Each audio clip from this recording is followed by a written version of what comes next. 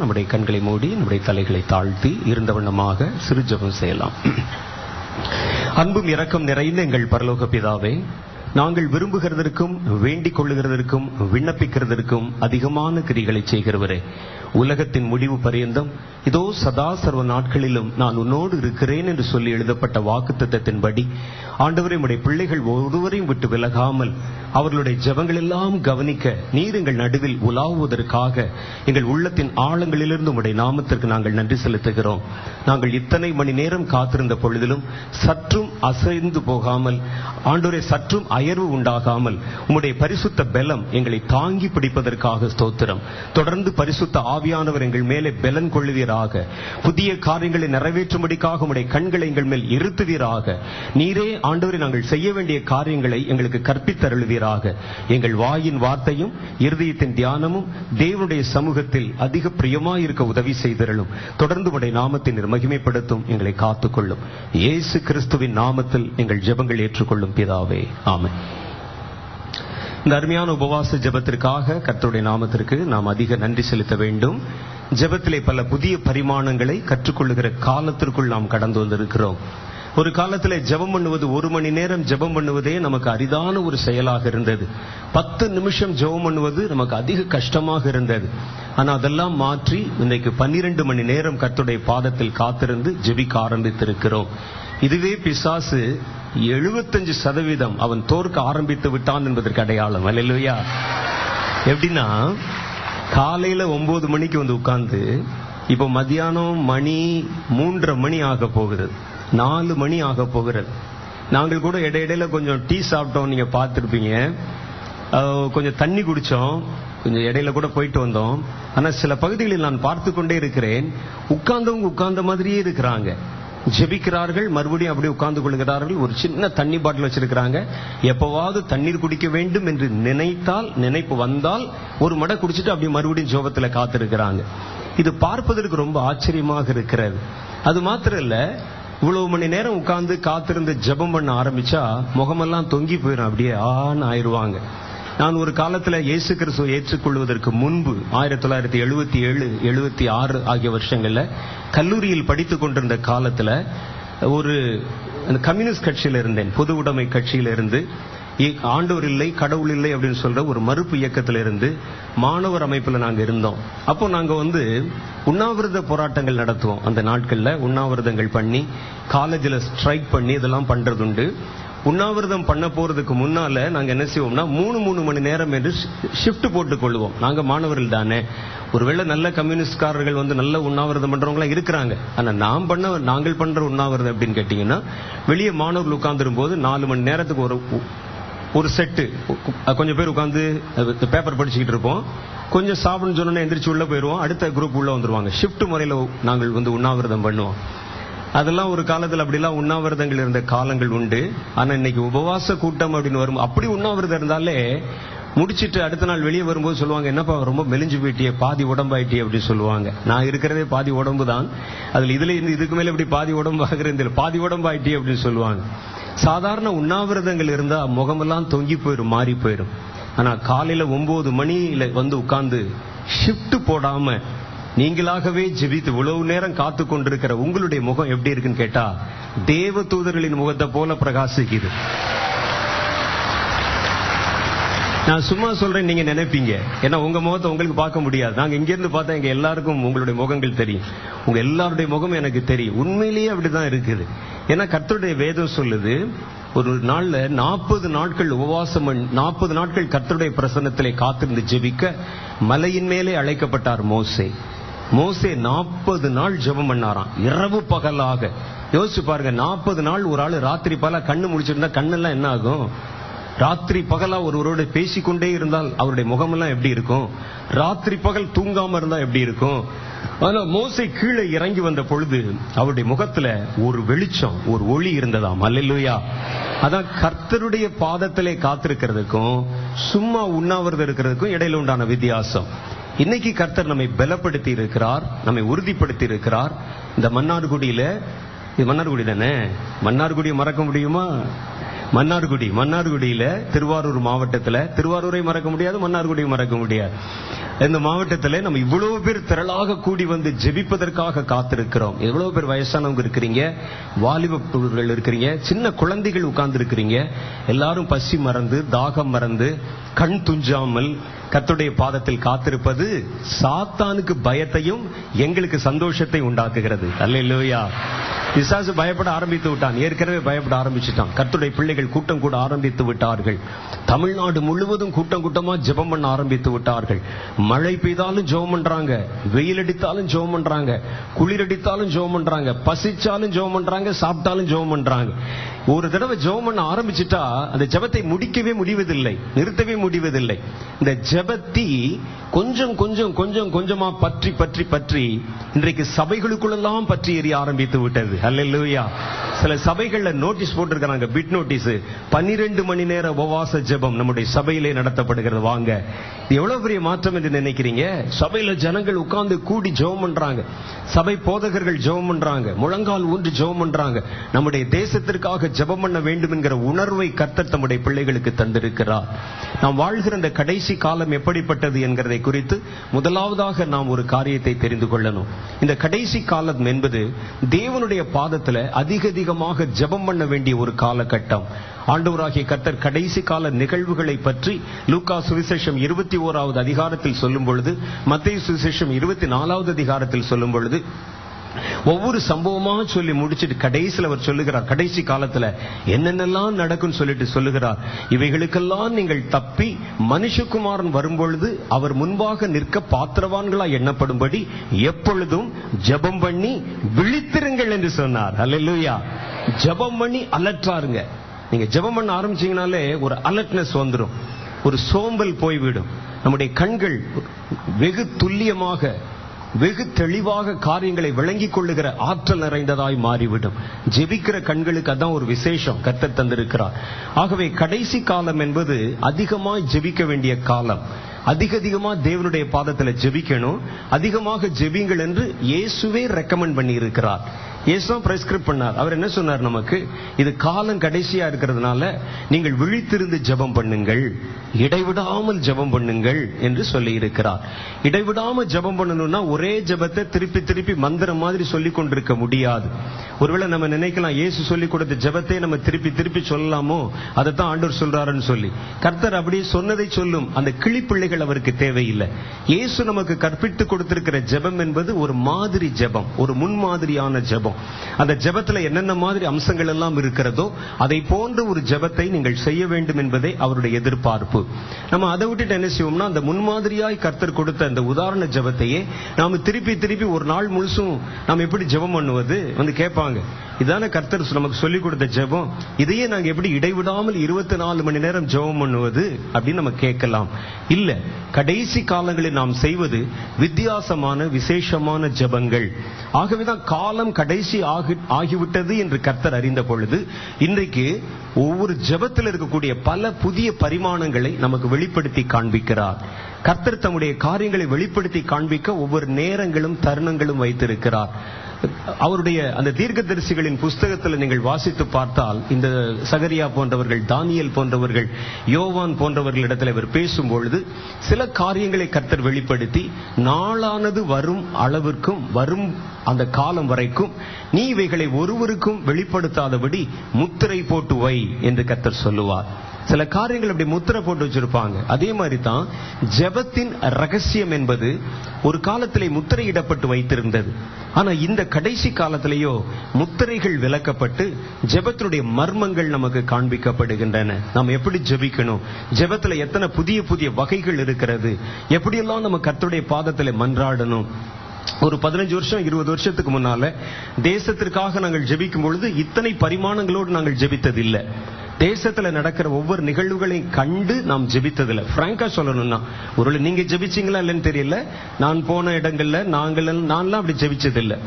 ஒரு தேசத்துல நடக்கிற ஒவ்வொரு நிகழ்வுகளை கண்டு, தேசத்தில் அரசியல்ல உண்டாகிற மாற்றங்களை கண்டு, தேசத்தில் உண்டாகிற பிரச்சனைகளை கண்டு, தேசத்தில் வருகிற கொள்ளை நோய்களை கண்டு, தேசத்தில் உண்டாகக்கூடிய எதிர்கால சிக்கல்களை கணித்து இதற்கெல்லாம் உட்கார்ந்து முழங்கால் படியிட்டு ஜெபித்ததாக நம்ம பார்க்கவே முடியல. ஆனா அந்த குறிப்பிட்ட காலகட்டங்கள்ல கர்த்தர் இப்பொழுது ஒரு 2-3 வருஷமா ஜெபத்தினுடைய பல புதிய பரிமாணங்களை நமக்கு வெளிப்படுத்தி காண்பித்துக் கொண்டே வருகிறார். ஒரு போராட்ட ஜெபம் என்பது நம்ம இதுவரைக்கும் நம்ம செஞ்சு நம்ம பார்த்ததே இல்லை. ஒரு அருமையான தேவனுடைய தாசன் அவர் சொல்லுகிறார், கைகளை நீட்டி பிசாசை பார்த்து போராடி பிசாசுக்கு கட்டளை கொடுத்து ஜெபம் பண்ணுங்கள் அப்படிங்கிறார். இந்த ஜெபம் எல்லாம் நம்ம இதுக்கு முன்னால பண்ணதில்லை. ஒருவேளை நாம் இதுவரை செய்யாமல் இருக்கிறதுனால சில காரியங்களை நாம் உடனே புரிந்து கொள்ள முடியாது. இது என்ன ஒரு மாதிரி புதுசா சொல்றாங்களே, ஒருவேளை குழப்பமான காரியங்களை கொண்டு வர்றாங்களோ, பிசாசை பார்த்து பேச சொல்லி தர்றாங்க, பிசாசை பார்த்து கையை நீட்டி சொல்லி தர்றாங்கன்னு சொல்லி கூட நம்ம நினைக்கலாம். அது சொல்லுவாங்க, பிசாசை பார்த்து உங்களுடைய ஆள்காட்டி விரலை நீட்டி பிசாசே உன் கையை எடு அப்படின்னு சொல்றாங்க. இப்ப பிசாசோட பேசலாமா பிரதர் அப்படின்னு கேட்கலாம். பிசாசு இடத்துல நம்ம ஜெபம் பண்ணல, பிசாசை பார்த்து கட்டளை கொடுக்கிறோம். அல்லேலூயா. கட்டளை கொடுக்கும் போது அந்த ஆளை பார்த்து தான் பேசணும். இயேசு அப்படித்தான் சொன்னார், அப்பாலே போ சாத்தானே என்று இயேசு பிசாசு பிடித்தவனுக்குள்ள இருந்த பிசாசை பார்த்து சொன்னார். அப்படித்தானே சொன்னாரு. பிசாசு அவருக்கு முன்பாக நின்றவரை சோதிக்கிறக்காரன் சோதிக்கும் பொழுது மத்தேயு 4வது அதிகாரத்துல பின்னாக போ சாத்தானே என்று சாத்தானை பார்த்து கர்த்தர் பேசினார். அதுக்காக கர்த்தர் பேயோட பேசுறார் என்று அர்த்தமாகிறதுல அந்த அதிகாரத்துல பல வசனங்களில் அவர் பிசாசோட பேசி அவனை கடிந்து கொண்டார் என்று கர்த்தருடைய வேத புஸ்தகத்தில் எழுதியிருக்கிறது. இதெல்லாம் பல புதிய பரிமாணமான பல ஜெபங்களை கர்த்தர் இந்த கடைசி காலத்திலே நமக்கு வெளிப்படுத்தி கொண்டு வருகிறார். அது மாத்திரல்ல, ஒரு மனிதன் தேவனுடைய பாதத்திலே காத்திருந்து ஜெபம் பண்ண வேண்டுமானா அவன் எப்படியெல்லாம் ஜெபம் பண்ண முடியும்? 1 மணி நேரம் எப்படி ஜெபம் பண்ண முடியும்? ஒரு அரை நாள் எப்படி ஜெபம் பண்ண முடியும்? உபவாசம் பண்ணி எப்படி ஜெபம் பண்ண முடியும்? இரவு நேரங்களில் எப்படி ஜெபம் பண்ண முடியும்? 5 நிமிடம் கிடைத்தால் எப்படி ஜெபம் பண்ண முடியும்? ஒரு பிரயாண நேரத்தில் எப்படி ஜெபம் பண்ண முடியும் என்கிற பல சத்தியங்களை, பல காரியங்களை கர்த்தர் இந்த காலத்தில் வெளிப்படுத்த ஆரம்பித்திருப்பது என்ன ரகசியம் என்னன்னா, காலம் கடைசி ஆகிற்று. கடைசி காலம் என்பது கர்த்தருடைய பிள்ளைகள் ஜெபிக்க வேண்டிய காலம். அல்லேலூயா. ஆகவேதான் கர்த்தர் ஜெபத்திலே பல புதிய பரிமாணங்களை நமக்கு வெளிப்படுத்துகிறார். நம்ம பண்ணுகிற ஜெபத்துல ஒரு வித்தியாசமான புதிய ஜெபத்தை நீங்க பார்த்தீங்க. யுத்த ஜெபம், யுத்தம் செய்து போராட்ட ஜெபம் அப்படின்னாங்க. என்ன போராட்ட ஜெபம்? அதுல 2 விதமான அந்த போராட்டம் இருக்கிறது. இது நம்ம சொல்லணும்னா யுத்தம் என்று சொல்லணும். யுத்த ஜெபம், யுத்தம் பண்ற மாதிரி ஒரு ஜெபம், ஒரு போராட்ட ஜெபம். போராட்ட ஜெபத்துல நாம பிசாசை எதிர்த்து நின்று நாம் யுத்தம் செய்கிறோம். ஏன் இந்த யுத்த ஜெபத்தை நமக்கு கற்றுக் கொடுக்கிறார்கள்? நாம் கடைசி காலத்துல எதோடு நம்ம யுத்தம் செய்ய வேண்டும் என்று கர்த்தருடைய வேத வசனம் நமக்கு சுட்டி காமிக்குது.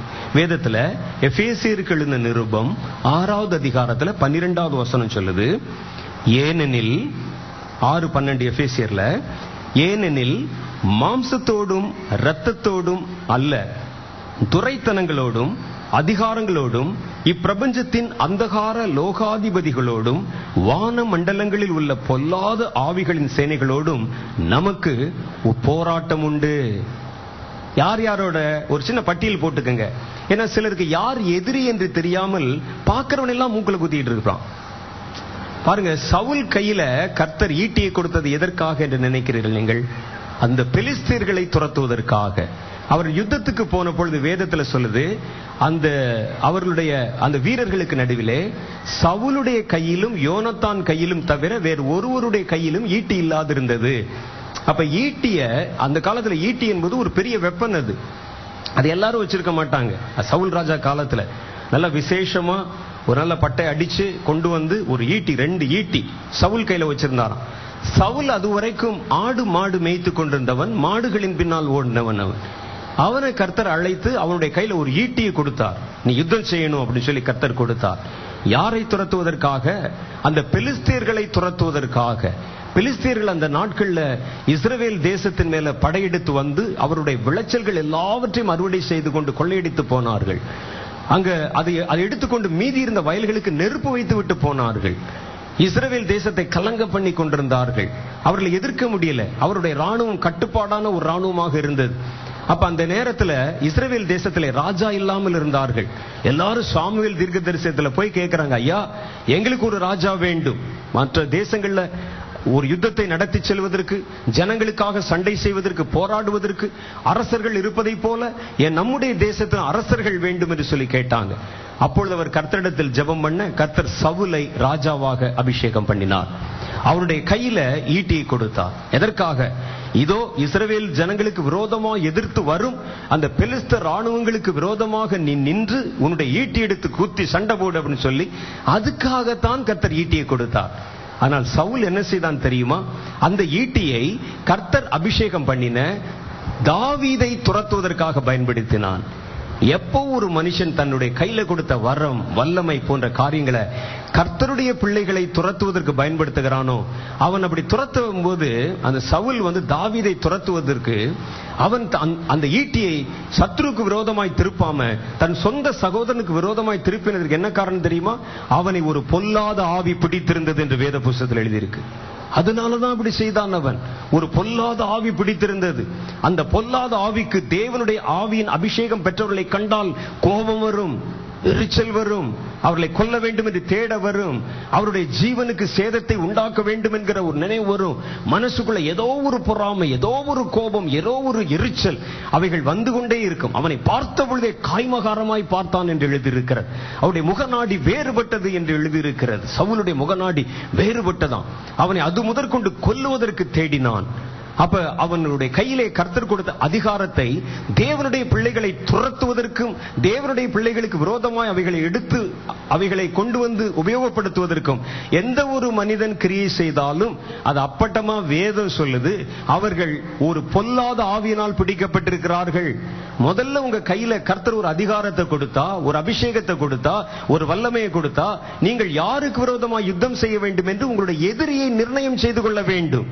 பார்க்கிறவன் எல்லாம் நமக்கு எதிரி கிடையாது. நம்முடைய சொந்த சபை நமக்கு எதிரி கிடையாது. சபை போதகர் எதிரி கிடையாது. நம்முடைய சொந்த சகோதரன் நமக்கு ஒரு எதிரி கிடையாது. ஒரு கிறிஸ்தவனுக்கு கிறிஸ்தவன் எதிரி கிடையாது. நாம் எதிர்க்க வேண்டிய ஒரு சத்துரு உண்டு. சத்துரு யார் என்பதை நிர்ணயம் செய்து கொள்ள வேண்டும். அவன் யாரு சத்துரு? எதற்காக கர்த்தரின் கைகளில் இந்த அபிஷேகத்தை கொடுத்தார், இந்த வல்லமையை கொடுத்தார்? ஜெபத்தின் தாற்பயத்தை கர்த்தர் எனக்கு ஏன் கற்றுக் கொடுத்தார்? என் கைகளிலே, என்னுடைய நாவுகளிலே ஏன் இந்த அதிகாரத்தை கர்த்தர் கட்டளை கொடுத்தார்? யாருக்கு விரோதமாய் நான் என்னுடைய ஆயுதத்தை எடுக்கணும், உபயோகப்படுத்தணும், பயன்படுத்தணும், யாரை துரத்தணும் அப்படின்னு பார்க்கணும். வேதத்தில் போட்டிருக்கு, உங்களுடைய எதிரி யார் என்பதை கர்த்தர் நமக்கு அடையாளம் காண்பித்து கொடுக்கிறார். அவர் சொல்லுகிறார், உங்களுக்கு ஒரு போராட்டம் உண்டு.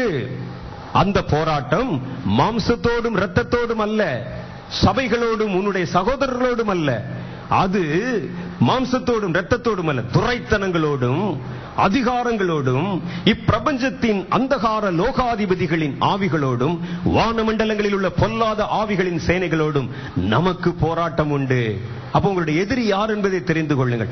துரைத்தனங்கள், அதிகாரங்கள், இந்த பிரபஞ்சத்தின் அந்தகார லோகாதிபதியாகிய பொல்லாத சாத்தான், வானமண்டலத்தில் இருக்கிற பொல்லாத அசுத்தாவியாகிய சாத்தான், இவைகளை எதிர்க்கும் போராட்டத்தை தான் கர்த்தர் கடைசி தம்முடைய பிள்ளைகளுக்கு வைத்திருக்கிறார்.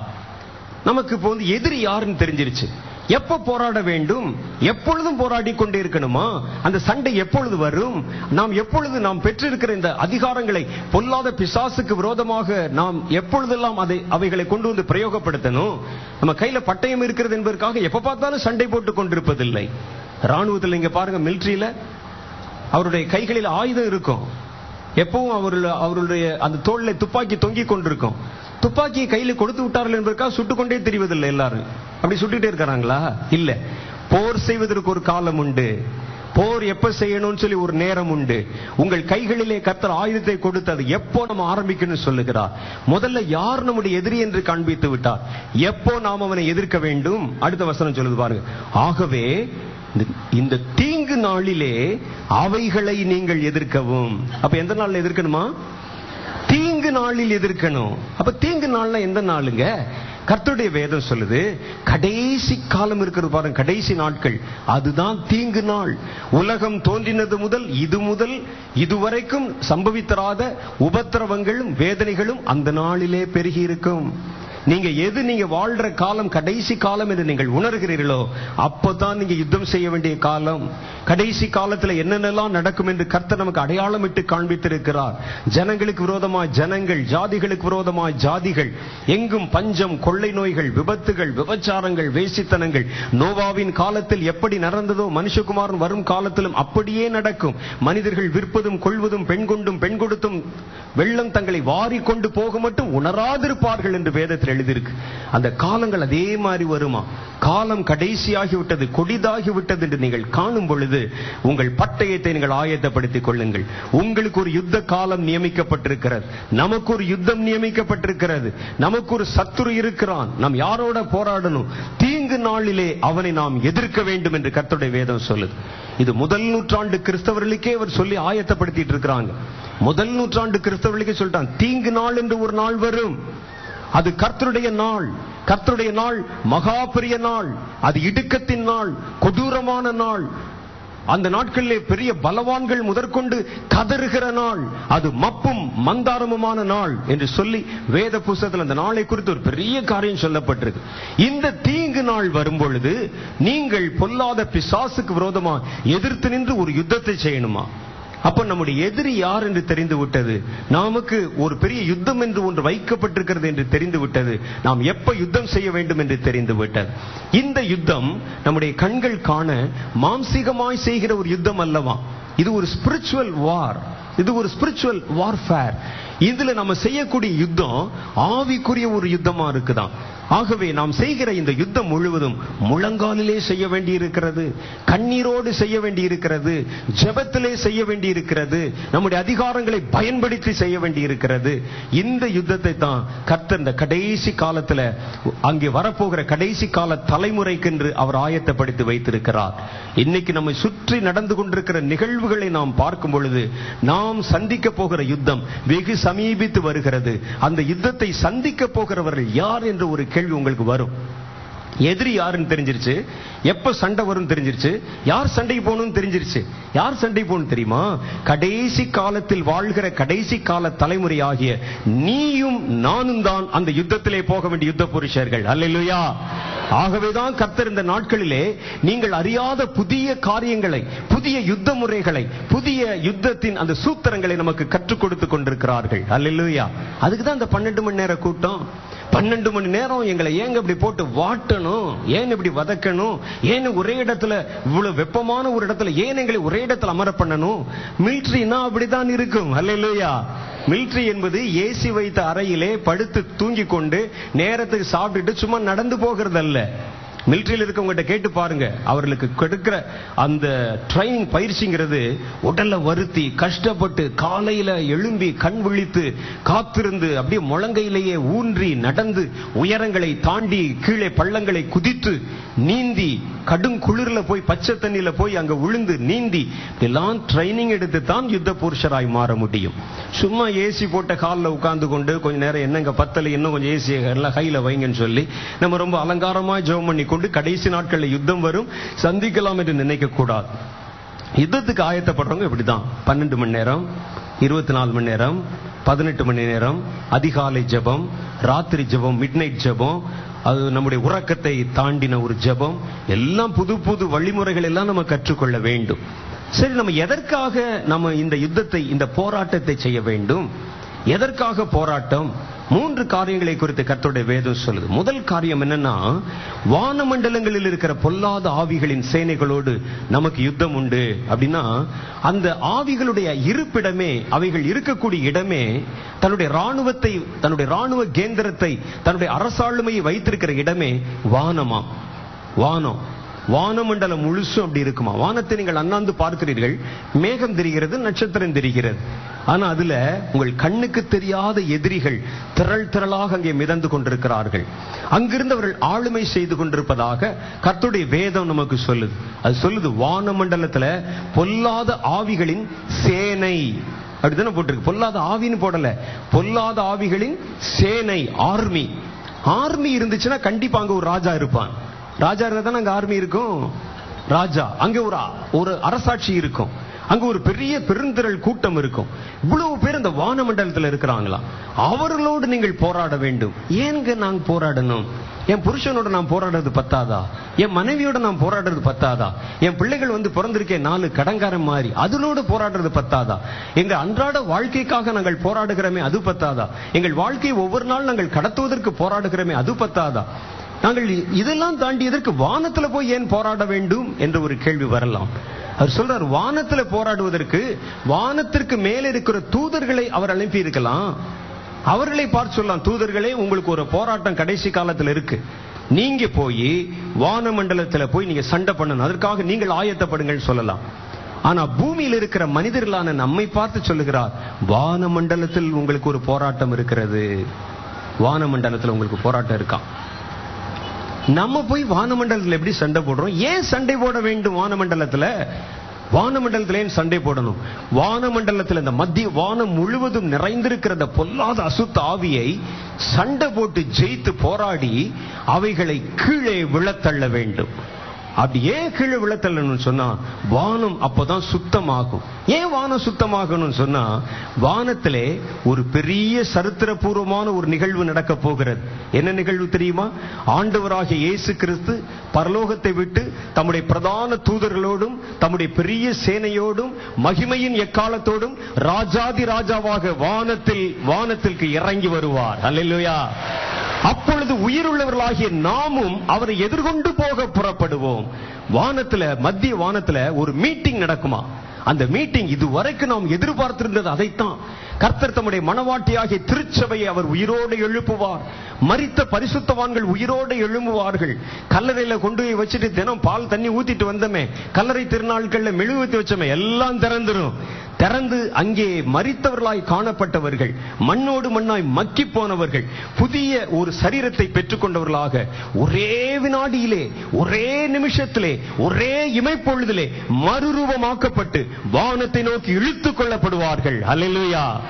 அப்பொழுது உயிருள்ளவர்களாகிய நாமும், மரிக்காமல் உயிரோடு விடப்பட்டவர்களாகிய நாமும் அப்படியே வானத்துக்கு உயிரோடு எழுந்தருளி போவோம்.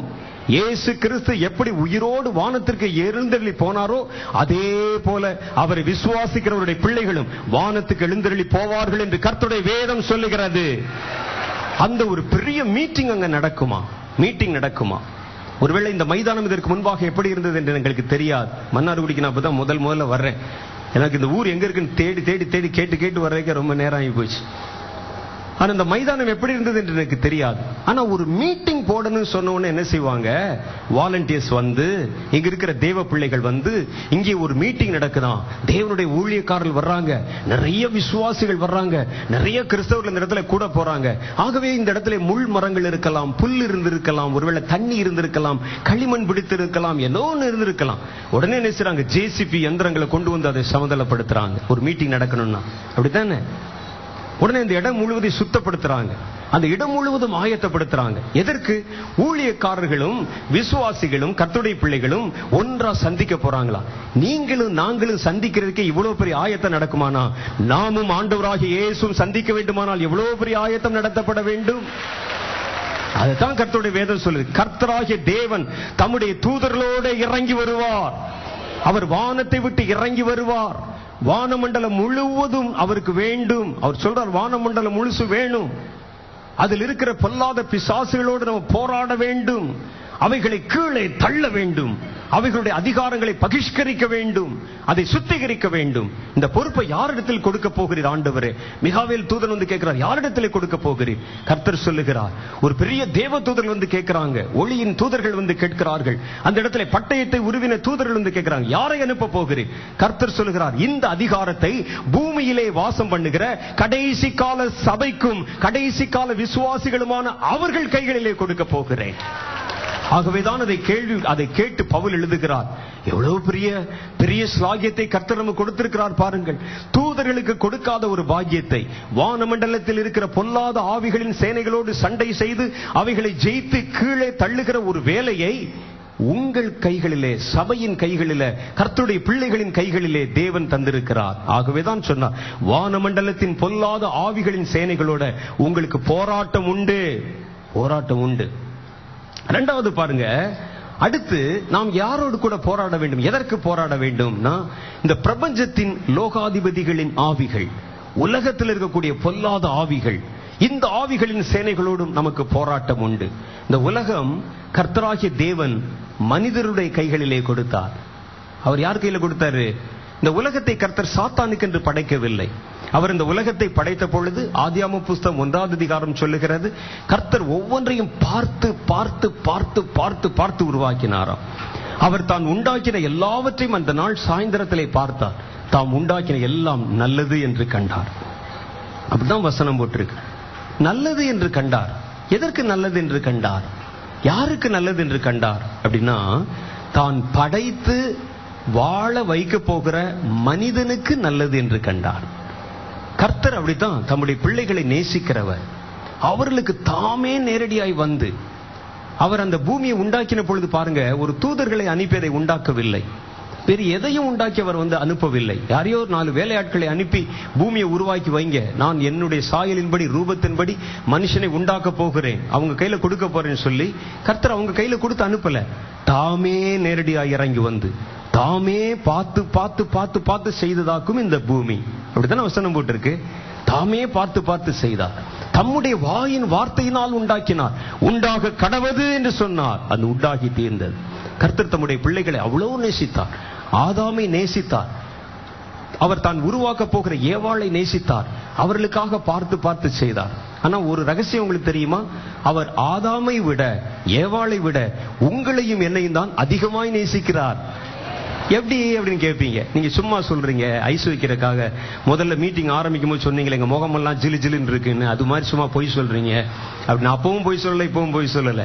கர்த்தர் ஆதாமை விட, ஏவாளை விட தம்முடைய இரத்தத்தினால் சுதந்திரிக்கப்பட்ட உங்களையும் என்னையும் அதிகமாய் நேசிக்கிறார். இயேசு பரலோகத்திற்கு ஏறி போகும் பொழுது தம்முடைய சீடர்களிடத்தில் ஒரு காரியம் சொன்னார். நான் போவது உங்களுக்கு நல்லது. என் பிதாவின் வீட்டில் அநேக வாசஸ்தலங்கள் உண்டு. நான் போய் உங்களுக்கென்று ஒரு வாசஸ்தலத்தை ஆயத்தப்படுத்துவேன் அப்படின்னு சொன்னார். அல்லேலூயா. நமக்கு ஒரு வாசஸ்தலத்தை அவரே போய் உருவாக்குறதுக்காக இயேசு என்ன செய்து கொண்டிருக்கிறார்னா, நம்ம தங்குறதுக்கு ஒரு வாசஸ்தலத்தை உண்டாக்கி கொண்டிருக்கிறார். நம்ம வாழ்வதற்காக ஒரு வாசஸ்தலத்தை. ஆதியாகம புஸ்தகத்தில் நீங்க வாசிச்சு பாத்தீங்கன்னா, இந்த ஒட்டுமொத்த பூமியும் 6 நாட்களிலே உருவாக்கப்பட்டதாக வேதம் சொல்லுகிறது. அல்லேலூயா. அப்படித்தானே போட்டிருக்கு? அல்லது 8 நாளா 6 மாசமா? 6 நாட்கள். 6 நாட்கள்ல கர்த்தர் உருவாக்கினார் இந்த உலகத்தை. இந்த உலகம் எவ்வளவு பிரம்மாண்டமா இருக்கு பாத்தீங்களா? உலகத்தின் மேலையும் அவ்வளவு அழகு. இதெல்லாம் கெட்டு போன பிறகுமே இவ்வளவு அழகா இருக்குது இந்த பூமி. பூமிக்கு உள்ள பாத்தீங்கன்னா இன்னும் அதை விட அழகு. அது உள்ள இதை தோண்டி கல் எடுக்கிறவன் கேட்டா தான் தெரியும். உள்ள அவ்வளவு அழகு, கிரானைட் கல்லு உள்ள அவ்வளவு அழகான ஒரு தோற்றத்தோடு 6 நாட்களில் உருவாக்கிற இந்த பூமி இத்தனை பிரம்மாண்டமா இருக்கும்னா, இயேசு சொல்லி போய் 2000 வருஷம் ஆகுது. 2000 வருஷமா உங்களுக்காகவும் எனக்காகவும் ஒரு இடத்தை ஆயத்தப்படுத்தினா, அந்த இடம் எவ்வளவு பெருசா இருக்கும், எவ்வளவு மகிமையா இருக்கும். 2000 வருஷம் அந்த ஆண்டவர் வேலை செஞ்சு ஒரு இடத்தை ஆயத்தப்படுத்தினா எப்படி இருக்கு யோசிச்சு பாருங்க. கற்பனை பண்ண முடியுதா உங்களுக்கு? 6 வருஷத்துல இவ்வளவு பெரிய உலகத்தை உருவாக்க முடிந்தவர் 2000 வருஷத்துல உருவாக்குகிற இடம் எத்தனை மகிமை பொருந்தினதா இருக்கும். ஆகவேதான் சொன்னேன், தான் உண்டாக்க போகிற மனுஷனாகிய ஆதாமுக்காக 6 நாட்கள் பூமியை சிருஷ்டித்த தேவன் தம்முடைய இரத்தத்தினால் பிறந்த உங்களுக்காகவும் எனக்காகவும் 2000 வருஷமாய் ஒரு ஸ்தலத்தை ஆயத்தப்படுத்தி கொண்டிருக்கிறார். இப்ப சொல்லுங்க, யாரை அவர் அதிகமாய் நேசித்தார்? நம்மைத்தான். என்னைத்தான் சொல்லுங்க, என்னைத்தான் நேசித்தார். என்னைத்தான். எனக்காக அவர் அங்க போய் வேலை செய்து கொண்டிருக்கிறார். 2000 வருஷமா பெரிய ஒரு இடத்தை ஆயத்தப்படுத்தி கொண்டிருக்கிறார். என் பிதாவின் வீட்டில் அநேக வாசஸ்தலங்கள் உண்டு. நான் போய் உங்களுக்கென்று ஒரு வாசஸ்தலத்தை ஆயத்தப்படுத்துகிறேன் என்று சொல்லி போயிருக்கிறார். அந்த வேலை முடிஞ்சோன்னு அவர் திரும்ப வருவாராம்.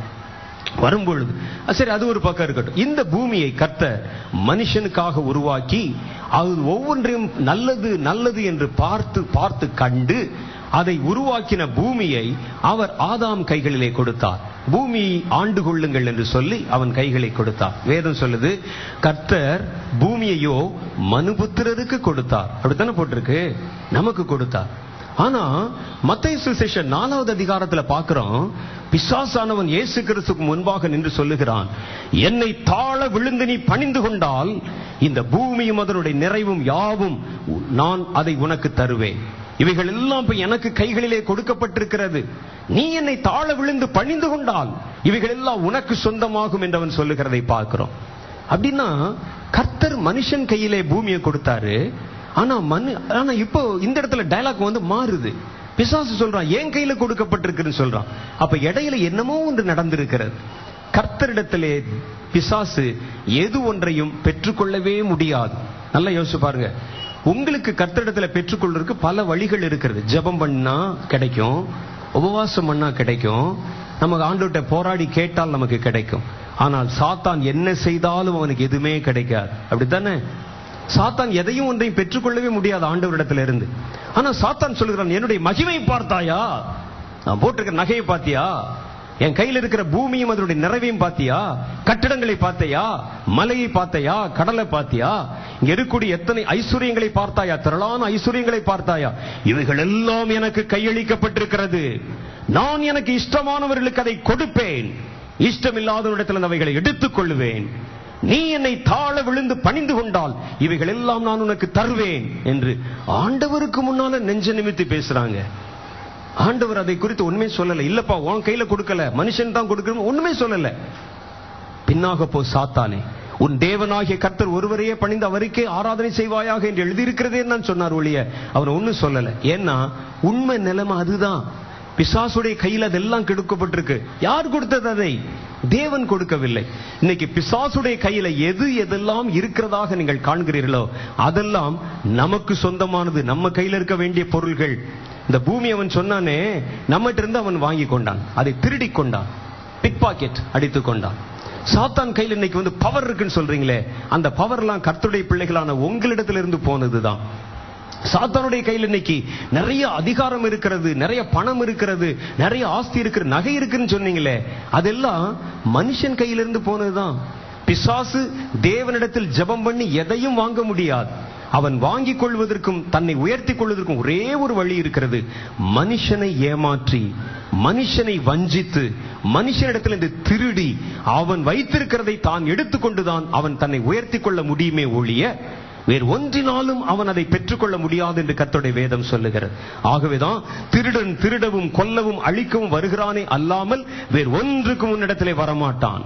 பிசாசு இந்த கூட்டத்தில் வர்றான்னு சொன்னா அவன் ஏதோ ஒரு நோக்கத்தில் ஏதோ ஒன்றை திருடுவதற்காக வருகிறான். பிசாசு தேவனுடைய பிள்ளைகளுக்கு விரோதமாக வருகிறான்னு சொன்னா அவன் ஏதோ ஒரு நோக்கத்தோடு கடந்து வருகிறான். ஆகவே ஆண்டவர் சொல்லுகிறார், இந்த உலகம், உலகத்தின் நிறைவு, இவைகள் எல்லாம் நான் என்னுடைய பிள்ளைகளுக்காக ஆயத்தப்படுத்தி கொடுத்திருக்க, அவர்களோ சாத்தான் சொன்ன பொய்யை நம்பி ஏமாந்து நான் கொடுத்த எல்லாவற்றையும் அவனுடைய கையிலே இழந்து போயிருக்கிறார்கள்.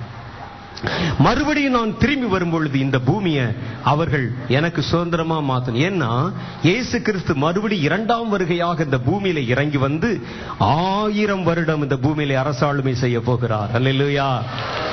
இயேசு 1000 வருட அரசாட்சி செய்ய போகிறார். இயேசுடைய சிங்காசனம் இந்த பூமியிலே ஸ்தாபிக்கப்பட வேண்டும். ஸ்தாபிக்கப்படணும்னா இன்னைக்கு பிசாசுடைய கையில் எல்லாம் இருக்குது. அப்ப பிசாசுடைய கையில் இருக்கிற பூமியை கர்த்தருக்கு சொந்தமாய் மாற்றணும்னா நீங்க கண்டிப்பாய் ஒரு சண்டை போட்டுத்தான் ஆக வேண்டும். அதைத்தான் வேதம் இந்த உலகத்தின் அந்தகார லோகாதிபதிகளின் ஆவிகளின் சேனைகளோடு உங்களுக்கு போராட்டம் உண்டு என்று சொல்லுகிறார். இன்னைக்கு நம்ம பார்க்கிறோம் பல இடங்கள்ல வேப்ப மரமா அதுல இருந்து பேய் இருக்கும் சொல்லுவாங்க, அல்லது புளிய மரமா அதுல பேய் இருக்கும் சொல்லுவாங்க. சில இடங்கள்ல பாத்தீங்கன்னா சில மலைகள் இருக்கும், மலை பக்கம் போகாத பேய் இருக்கும், பிசாசு இருக்கும். ஆத்தங்கர பக்கம் தனியா போகாத பேய் இருக்கும், பிசாசு இருக்கும்னு சொல்லி கர்த்தர் பிசாசுக்கு என்று ஒரு இடத்தை உருவாக்கி அவனை அங்கே வைத்திருந்தார். அந்த இடத்துக்கு பேர் என்ன தெரியுமா? பாதாளம். பாதாளம் தான் பிசாசுக்கு சொந்தம் ஒழிய ஒரு புளிய மரம் அவனுக்கு சொந்தம் இல்ல, அது நமக்கு சொந்தமானது. ஒரு வேப்ப மரம் அவனுக்கு சொந்தம் அல்ல, அது நமக்கு சொந்தமானது. ஒரு ஆற்றங்கரை அவனுக்கு சொந்தமானது இல்ல, நமக்கு சொந்தமானது. அந்த புளிய மரத்திலையும் ஒரு வேப்ப மரத்திலையும் ஆணி அடிச்சு வச்சு அதுல பேய் இருக்குன்னு சொல்றான் பாருங்க, அந்த ஆணி கூட உனக்கு சொந்தமானது. அல்லேலூயா. ஆகவேதான் ஆண்டவர் சொல்லுகிறார், உனக்கு சொந்தமான எல்லாவற்றையும் நீ அவனிடத்தில் போராடி யுத்தம் செய்து மீட்டுக் கொள்ள வேண்டும். ஏன்னா நான் ராஜாதி ராஜாவாக இந்த பூமிக்கு இறங்கி வர போகிறேன். என் சிம்மாசனம் இந்த இடத்திலே, என் சிங்காசனம் இந்த இடத்திலே 1000 வருட அரசாளுமை செய்யத்தக்கதாக பூமியின் மேல் ஸ்தாபிக்கப்பட வேண்டும். அதற்கு முன்பாக இந்த பொல்லாத பிசாசுகளை துரத்தி அவன் கைகளில் ஒப்புக் கொடுக்கப்பட்ட பூமியை பிடுங்கி சுதந்தரித்து அதை நீ எனக்கென்று ஆயத்தப்படுத்த வேண்டும் என்றுதான் கர்த்தர் சொல்லி இருக்கிறார். அப்ப இந்த பூமியில இதுவரைக்கும் ஆளுமை செய்து கொண்டிருக்கிற இந்த பிசாசுடைய சேனைகளை, பிசாசுடைய ஆளுமையை அந்தகார லோக அதிபதிகள். அப்ப ஆளுமை செய்கிற பொல்லாத ஆவிகளை துரத்தும் அந்த அதிகாரத்தை கர்த்தர் ஒரு தேவதூதனுக்கு கொடுக்கவில்லை, ஒரு மிகாவேலுக்கு கொடுக்கவில்லை. கடைசி கால தலைமுறையே உன் கையிலும் என் கையிலும் கர்த்தர் கொடுத்திருக்கிறார். அல்லேலூயா. அதனாலதான் இந்த ட்ரைனிங், அதனாலதான் இந்த பயிற்சி, அதனாலதான் இந்த ஜெபம், அதனாலதான் இந்த போராட்டம், அதனாலதான் இந்த உபவாசம், அதனாலதான் இந்த மன்றாட்டு, இந்த ஜெபங்கள். அதுக்கு தான் கர்த்தர் இந்த கடைசி காலத்தில் ஆயத்தப்படுத்துகிறார். முன்னெப்போதும் இல்லாத அளவிற்கு கர்த்தர் இந்த கடைசி காலத்தில் தம்முடைய பிள்ளைகளை ஆயத்தப்படுத்தி கொண்டு வருவது அதற்குத்தான். ஒரு காலத்திலே தேவனுடைய பிள்ளைகள் அல்லது கிறிஸ்தவர்கள் சுயநலம் உள்ளவர்களாக இருந்தார்கள். ஏதோ வந்தவனா நமக்கு தலைவலி குணமாகுமா, வயிற்று வலி குணமாகுமா, காய்ச்சல் குணமாகுமா, நானும் என் பிள்ளைகளும் சுகித்திருப்போமா என்று நினைத்து கொண்டு நம்ம இருந்தோம். ஆனா இனி வருகிற காலம் அப்படி இல்லை. நாம் நமக்காக அல்ல, ஆண்டவராகிய இயேசு கிறிஸ்துக்காக பிழைத்திருக்க போகிறோம். அவருக்காக ஜீவிக்க போகிறோம். செத்து மண்ணிலே விழுவதாக இருந்தாலும் கர்த்தருடைய நாமத்தின் மகிமைக்காக அது இருக்க போகிறது. அல்லேலூயா. அதுதான் கர்த்தர் இந்த கடைசி காலங்களிலே நம்மை எழுப்பி கொண்டிருக்கிறார். அதுக்கு தான் அவர் உருவாக்கி கொண்டிருக்கிறார். அவருக்கு இந்த ராஜ்யத்தை நம்ம கொடுக்க வேண்டும். அப்ப நம்ம ஆண்டவர்கிட்ட சொல்லணும், ஆண்டவரே, முதல் முறை நீர் இந்த பூமியில இறங்கி வந்த பொழுது உமக்கு சிலுவையை கொடுத்தோம். இரண்டாவது முறை நீர் இறங்கி வர போகிறீர், உமக்கு சிலுவை அல்ல சிங்காசனத்தை கொடுக்க போகிறோம் நாங்கள். அல்லேலூயா. நம்ம செய்த பாவத்துக்கு அதான பிராயச்சித்தம், அதுதான் பிராயச்சித்தம். சிலுவையை கொடுத்தோம்.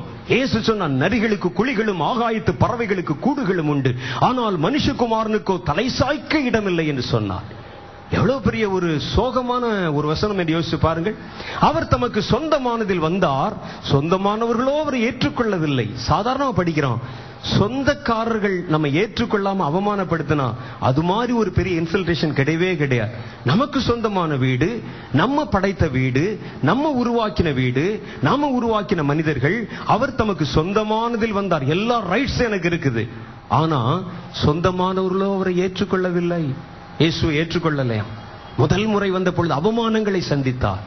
அவர் படுத்து தூங்க கூட நம்ம ஒரு இடம் கொடுக்கல.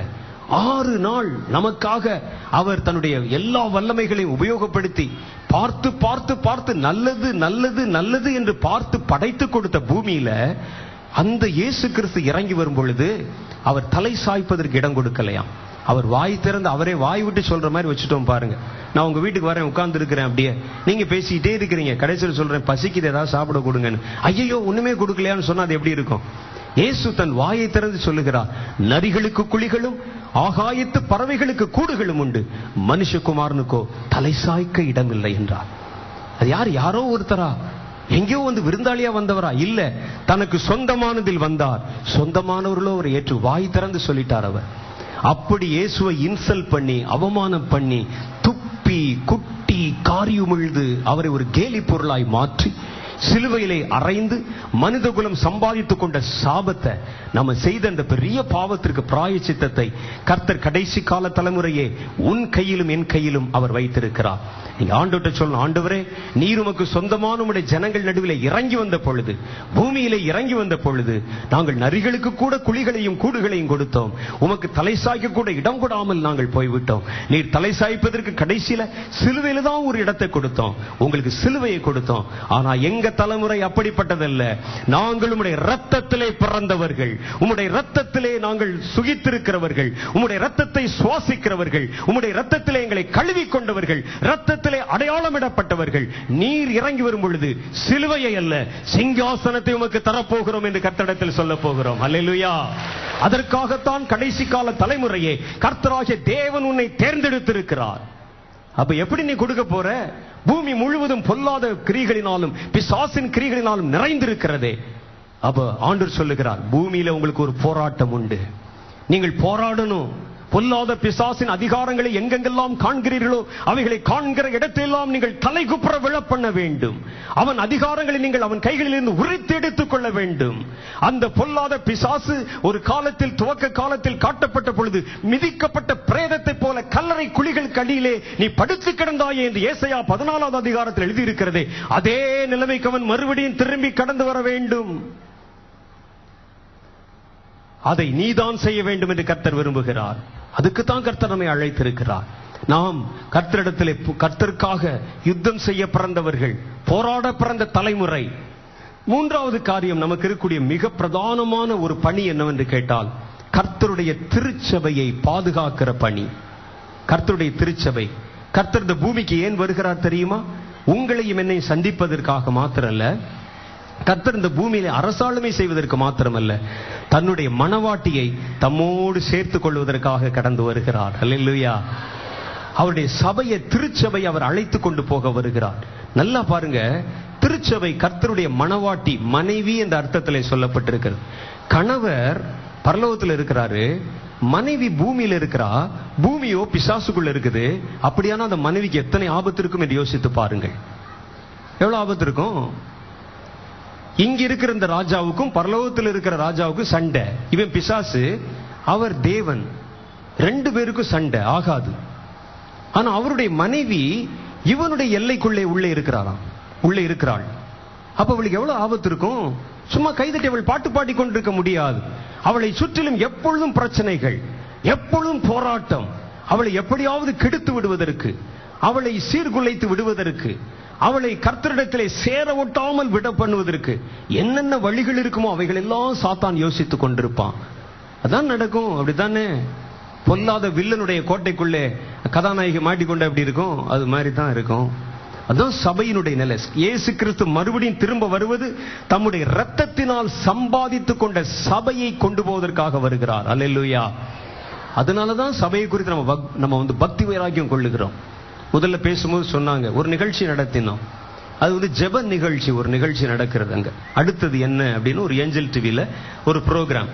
அந்த ப்ரோக்ராம் நடத்தும் பொழுது கர்த்தர் சொன்னார், காலம் கடைசி ஆகிவிட்டது, என்னுடைய திருச்சபையை உணர்த்தும் விதமாக திருச்சபைக்காக நீங்க ஜெபம் பண்ணணும் அப்படின்னு கர்த்தர் பேசினதுனால, திருச்சபைகளை குறித்த காரியங்களை குறித்து நம்ம கவலைப்பட்டு அக்கறைப்பட்டு, நாங்கள் திருச்சபைகளில் என்னென்ன விதமான தவறுகள் இருக்கிறது, திருச்சபை இன்னும் எப்படி ஆயத்தப்படணும் அப்படின்னு சொல்லி பேசி அதற்காக ஜெபிக்க திருச்சபை ஜனங்களையும் நாங்கள் எங்களையும் ஆயத்தப்படுத்தினோம். ஆனா அதை சில தவறாக புரிந்து கொண்டு சபைகளை குறை சொல்லுகிறார்கள் அப்படின்னு சொன்னாங்க. நீங்க நல்ல ஒரு காரியத்தை யோசிச்சு பாருங்க.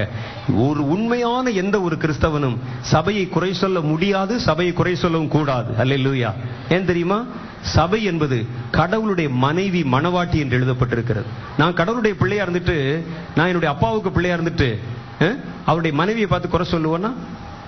சொல்லுங்க, சொல்லுவானா? யாராவது சொல்ல மாட்டான், சொல்லவும் கூடாது. உடனே ஒரு 4-5 பேர் கடிதம் எழுது. ஏன் சுவிசேஷ குழுல சண்டை நடக்காதா? மிஷினரிகள் ஸ்தாபனத்துல பிரச்சனை இருக்காதா? அதெல்லாம் நீங்கள் அதை பற்றி பேசவில்லை. ஏன் சபையை பற்றி மாத்திரம் பேசுறீங்க? ஏன் சபையை பற்றி பேசுறேன் தெரியுமா?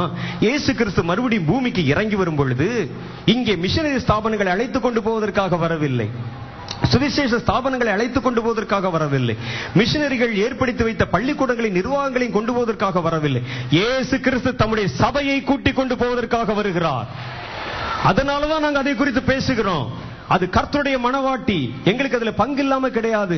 நாங்களும் சபையிலே ஒரு பங்குதான். அல்லேலூயா. அந்த சபையை ஆயத்தப்படுத்த வேண்டும். மனவாட்டியானவள் கரை திரை பிழை இல்லாமல் கர்த்தராகிய இயேசு கிறிஸ்து வரும் அந்த நாளிலே மனவாட்டியாய் ஒப்புக் கொடுக்கப்பட வேண்டும். அந்த பக்தி வைராக்கியம் தான் நம்மை பட்சிக்கிறது. மற்றபடி ஏதோ சபை என்றால் அது ஒரு கூட்டத்தாருக்கு சொந்தமானது போலவும், நாங்கள் எல்லாம் சபைக்கு சம்பந்தம் இல்லாதவர்கள் போலவும் பேசுவது தவறு. கிறிஸ்தவர்கள் எல்லாருமே சபைக்கு உட்பட்டவர்கள் தான். அதான் கர்த்தருடைய வேதம் சொல்லுது. கர்த்தருடைய சபை மனவாட்டி ஆகிய சபை. சபையை சுத்திகரிக்கிற பணி சபை போதகர்களுக்கு உண்டு, சபை பாஸ்டர்களுக்கு உண்டு, சபை மேய்ப்பர்களுக்கு உண்டு, சுவிசேஷகர்களுக்கு உண்டு, மிஷினரிகளுக்கு உண்டு, எல்லாருக்கும் உண்டு. இயேசு கிறிஸ்து வரும்பொழுது சபையைத்தான் கொண்டு வருவதற்காக போகிறார். நான் இயேசுவை நேசிக்கிறேன் என்றால் அவருடைய மனவாட்டியை நான் நேசித்துத்தான் ஆக வேண்டும். இயேசுவின் மேல் எனக்கு அக்கறை இருக்கிறது என்றால் அவருடைய மனவாட்டியாகிய சபையை குறித்து அக்கறை இருக்கத்தான் வேண்டும். இயேசு கிறிஸ்துவின் மேல் எனக்கு பக்தி வைராக்கியம் இருக்கிறதானால் கர்த்தருடைய வீட்டை கொடுத்த பக்தி வைராக்கியம் என்னை பட்சித்துத்தான் தீர வேண்டும். அதுதான் கர்த்தருடைய வேதம் சொல்லுது. அதைத்தான் செய்கிறோம். நாங்க குறை சொல்வதற்காக அல்ல, ஒன்றை திருத்துவதற்கும் நிறுத்துவதற்கும் வித்தியாசம் இருக்கு. நாங்க பேசுறது அதை திருத்துவதற்காக, அதை நிறுத்துவதற்காக அல்ல. சிலர் பேசினா அதை நிறுத்திடணும். 12 மணி நேரம் ஃபாஸ்டிங் எழுது அப்படி அப்படின்னு ஓட்டு எந்த பண்ணு, அதை நிறுத்த வச்சிடணும். நிறுத்துவதற்கும் திருத்துவதற்கும் வித்தியாசம் இருக்கிறது. நாங்கள் திருத்துவதற்காக ஜெபிக்கிறவர்கள், திருத்துவதற்காக புலம்புகிறவர்கள். என் இயேசு கிறிஸ்து வரும் பொழுது அவருக்கு அவருடைய மனவாட்டியை கரை திரை பிள்ளை இல்லாமல் கற்புள்ள கன்னியாக ஒப்புக் கொடுக்க வேண்டுமே என்கிற பாரத்திலே நாங்கள் பேசிக் கொண்டிருக்கிறோமாக்கும். அதற்காகத்தான் கர்த்தர் நம்மை அழைத்திருக்கிறார். இந்த ஜெபத்திற்காகத்தான் கர்த்தர் நம்மோடு பேசிக் கொண்டிருக்கிறார். இந்த பொல்லாத ஆவிகளுடைய சேனைகள் சபைகளுக்கு விரோதமாக கிரியை செய்ய ஆரம்பிக்கும். சபைகளுக்கு விரோதமான காரியங்களிலே அது ஈடுபட ஆரம்பிக்கும். அதனுடைய போராட்டம் கடைசி காலம், கடைசி ஆக ஆக அவருடைய போராட்டம் முழுவதும் சபையின் மேலதான் இருக்கும். நமக்கு ஜெபத்தை நடத்தின ஒரு போதகர் சொன்னார், ஆண்டவர் வரும் நாட்களில அவர் வருவதனுடைய நோக்கத்தில் ஒன்று, அவருடைய சபை அவர் அழைத்துக் கொண்டு போவதற்காக வருகிறார். கர்த்தருடைய சபையை களங்கப்படுத்தி விட்டால், அதை கரைப்படுத்தி விட்டால், அதுல கரப்ஷன் ஆக்கிட்டா கர்த்தருடைய வருகை தாமதமாகும் என்பது சாத்தானுடைய கணக்கு. சாத்தான் அப்படி நினைக்கிறான். அதனாலதான் அவருடைய மனைவி என் கையில தான் இருக்கிறான், இங்க அவளை நான் ஆயத்தமாக விடமாட்டேன் என்று கங்கணம் கட்டி கொண்டிருக்கிறான். அந்த பொல்லாத ஆவிகளின் சேனைகளை நீங்கள் கடிந்து கொண்டு ஜெபிக்க வேண்டும் என்று சொன்ன காரணம் அதுதான். ஆமா, சபைகளுக்கு இந்த கடைசி காலம் என்பது உபத்திரவ காலம், பிரச்சனையின் காலம். எந்த விதத்திலும் எப்படியும் வரலாம். விசுவாசிகள் சபை போதகர்களுக்கு விரோதமாக எழும்பலாம். சபை நடத்த முடியாதபடிக்கு பல்வேறு விதமான சோதனைகள் சந்திக்கலாம். ஒருவேளை சபைக்குள்ளே அசுத்தமான கிரியைகளை உள்ளே கொண்டு வந்து வைத்து விடலாம். பாவம் செய்கிற மனிதர்களை சபையிலே திரளாய் உள்ளே அனுப்பி சபையினுடைய புனிதத்தன்மையை கெட்டு போக வைத்து விடலாம். எப்படியோ காரியங்களை நடத்துவதற்காக சாத்தான் கங்கணம் கட்டி கொண்டு கிரியை செய்கிற நேரம், கர்த்தருடைய பிள்ளைகள் எல்லாம் விழிப்பா ஒரு காரியத்தை நம்ம தெரிந்து கொள்ள வேண்டும். கர்த்தருடைய சபை, கர்த்தருடைய மனவாட்டி, கர்த்தருடைய மனவாட்டி. நம்ம கர்த்தரை நேசித்தால் அவருடைய மனவாட்டியை நேசித்தே தீருகிறோம். அந்த மனவாட்டியின் மேல் பக்தி வைராக்கியம் உள்ளவர்களாக நாம் இருக்கிறோம். ஒருவேளை உங்க சபையில் ஏதாவது குழப்பங்கள், கூச்சல்கள், பிரச்சனை இருக்கும்னா, இன்னைக்கு அநேக கிறிஸ்தவர்கள் என்ன செய்றாங்க தெரியுமா? எங்க சபையில சண்டை, எங்க சபையில பிரச்சனை, எங்க சபையில 2 குரூப்பா பிரிஞ்சுக்கிட்டாங்க, அதனால நீங்க என்ன செய்ய, நாங்க சர்ச்சுக்கே போறது இல்ல, வேற சர்ச் மாத்திட்டோம்னு சொல்லி. வைத்தியன் பிணியாளிகளுக்கு தான் தேவை. உங்க சர்ச்சில் பிரச்சனை இருக்குதா, அப்பதான் உண்மையான கிறிஸ்தவனாகிய நீ உன் சபையில நிலைவரமா நிக்கணும். நீ நின்னுதான் அங்க இருக்கக்கூடிய அந்த பிரச்சனைகளை கொண்டு வருகிற பிசாசை துரத்துன ஒழிய நீ வெளியே ஓடி வந்துடக்கூடாது. நீ அங்கதான் உள்ள இருக்கணும். உள்ள இருந்து நீ பார்த்துட்ட உன் சபையில பல குழப்பங்கள், பிரச்சனைகள், வேதனைகள் பெருக ஆரம்பித்து விட்டது. அப்ப நீ என்ன செய்யணும்? இந்த சபை கர்த்தருடைய மனவாட்டி, கர்த்தருக்கு இந்த ஆயத்தப்படுத்துவதற்காக தேவனுடைய பிள்ளைகளை கூட்டி சேர்த்து வைத்திருக்கிற ஒரு சபை. இன்னைக்கு பிரச்சனை உள்ளே வந்து விட்டது. வந்த உடனே இடத்தை காலி விட்டு போன்னு நினைக்க கூடாது. கடைசி வரைக்கும் போராடணும். கர்த்தருடைய சபையை குறித்த பக்தி வைராக்கியம் நம்முடைய இருதயத்தை பட்சிக்க வேண்டும். சபைகளுக்காக முழங்கால் படியிட வேண்டும், கண்ணீர் வடிக்க வேண்டும், கதற வேண்டும், ஜெபிக்க வேண்டும். நீ எரியிற நெருப்புல எண்ணெய் தூக்கி போடுற மாதிரி 2 பக்கம் போய் பேசிட கூடாது. பாஸ்டர்ட்ட கேட்டு விசுவாசிக்கிட்டையும், விசுவாசத்தை கேட்டு பாஸ்டர்ட்டையும் அதை கொழுந்து விட்டு பற்றி எறி வைத்து விடக்கூடாது. சபைகளை தடுமாற பண்ணுகிற எவனும் சாத்தானுடைய கைப்பாவையாய் இருக்கிறான் என்பதை புரிந்து கொள்ளுங்கள். சபைக்கு விரோதமாக கிரியை செய்கிற எவனும் சாத்தானுடைய கைப்பாவையாய் இருக்கிறான். சபையை நேசிக்கிறவன் சபையினுடைய மணவாளனாகிய கர்த்தரை நேசிக்கிறவனாக இருக்கிறான். அல்லேலூயா. அதை நீங்க நல்லா தெளிவா புரிஞ்சுக்கிறணும். ஆகவே கர்த்தருடைய வேதம் சொல்லுகிறது, இந்த கடைசி காலம் என்பது போராட்ட காலம். ஒரு பெரிய போராட்டம் உங்களுக்காக வைக்கப்பட்டிருக்கிறது. சபைகளுக்காக போராட வேண்டும். இந்த உலகத்தின் சாத்தானுடைய கிரியைகள் அழிக்கப்பட போராட வேண்டும். வானமண்டலத்தில் இருக்கிற பொல்லாத அதிகாரங்கள் கீழே தள்ளப்பட்டு போகும் அளவுக்கு நீங்கள் போராட வேண்டும். இது போராட்ட காலம். சத்துரு திரளாய் பெருகியிருக்கிற காலம். இது ஃபைனல் வார், கடைசி போர். கடைசி போர், கிளைமேக்ஸ் சண்டை. சில சினிமாக்களை பார்த்தீங்கன்னா கடைசி ஒரு சண்டை வச்சு முடிப்பாங்க. பெரும்பாலான சினிமாவில் அப்படிதான் முடிப்பாங்க. இதெல்லாம் எங்க இருந்து காப்பி அடிச்சது தெரியுமா? வேதத்திலிருந்து காப்பி அடிச்சது. கடைசியில அர்மகெதோன் என்ற ஒரு இடத்துல ஒரு பெரிய போர் நடக்கும். அதான் கடைசி வார், ஃபைனல் வார்.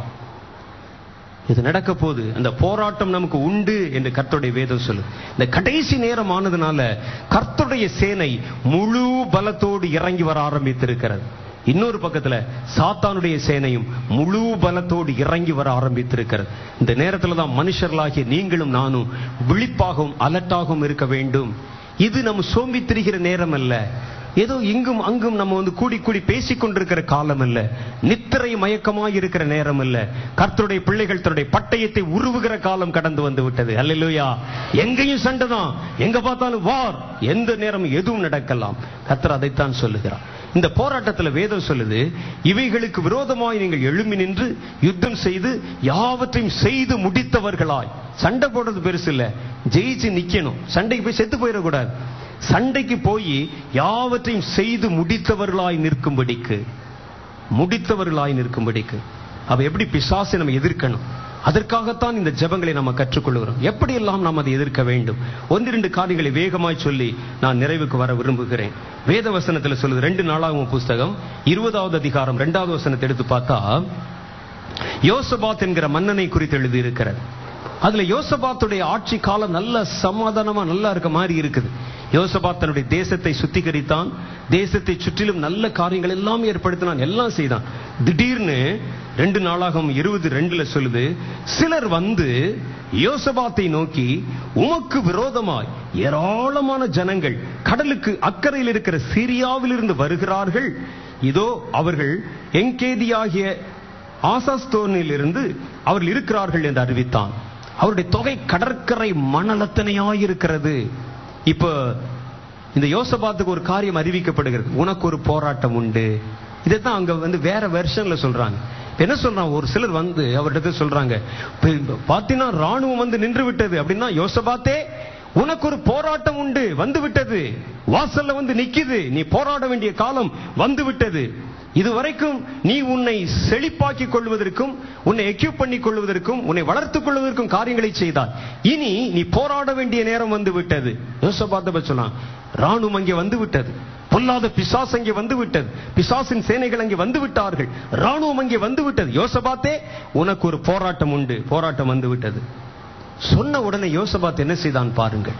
ஒரு ராஜாவா இருந்தால் அவன் என்ன செய்யணும், மலை மேல ஏறி போய் நின்று அந்த ராணுவத்தின் தொகையை பார்ப்பான். தன்னிடத்தில் இருக்கக்கூடிய ராணுவ வீரர்களின் தொகையை பார்ப்பான். ரெண்டையும் கூட்டி கழிச்சு பார்த்து தன்னிடத்தில் இருப்பது கொஞ்சம் என்று கண்டால் பக்கத்தில் இருக்கிற மன்னர்களுடைய உதவியை நாடுவார்கள். ராஜாவுக்கு ஓலை அனுப்புவோம் அங்கிருந்து, ஐயோ எங்க நாட்டு மேல திடீரென்று ஒரு படையெடுப்பு வந்து விட்டது, நீங்க உங்க படைகளையும் எங்களோடு கூட சேர்ந்து நம்மளாம் கூட்டணி அமைத்து சண்டை போடலாம் அப்படின்னு சொல்லி கூடுவான். மனிதர்களுடைய உதவியை தேடுவார்கள். ஆனா வேதம் இங்கே சொல்லுது, யோசபாத்தோ அந்த வார்த்தையை கேட்ட உடனே கர்த்தரை தேட தன்னுடைய மனதை செலுத்தினான்.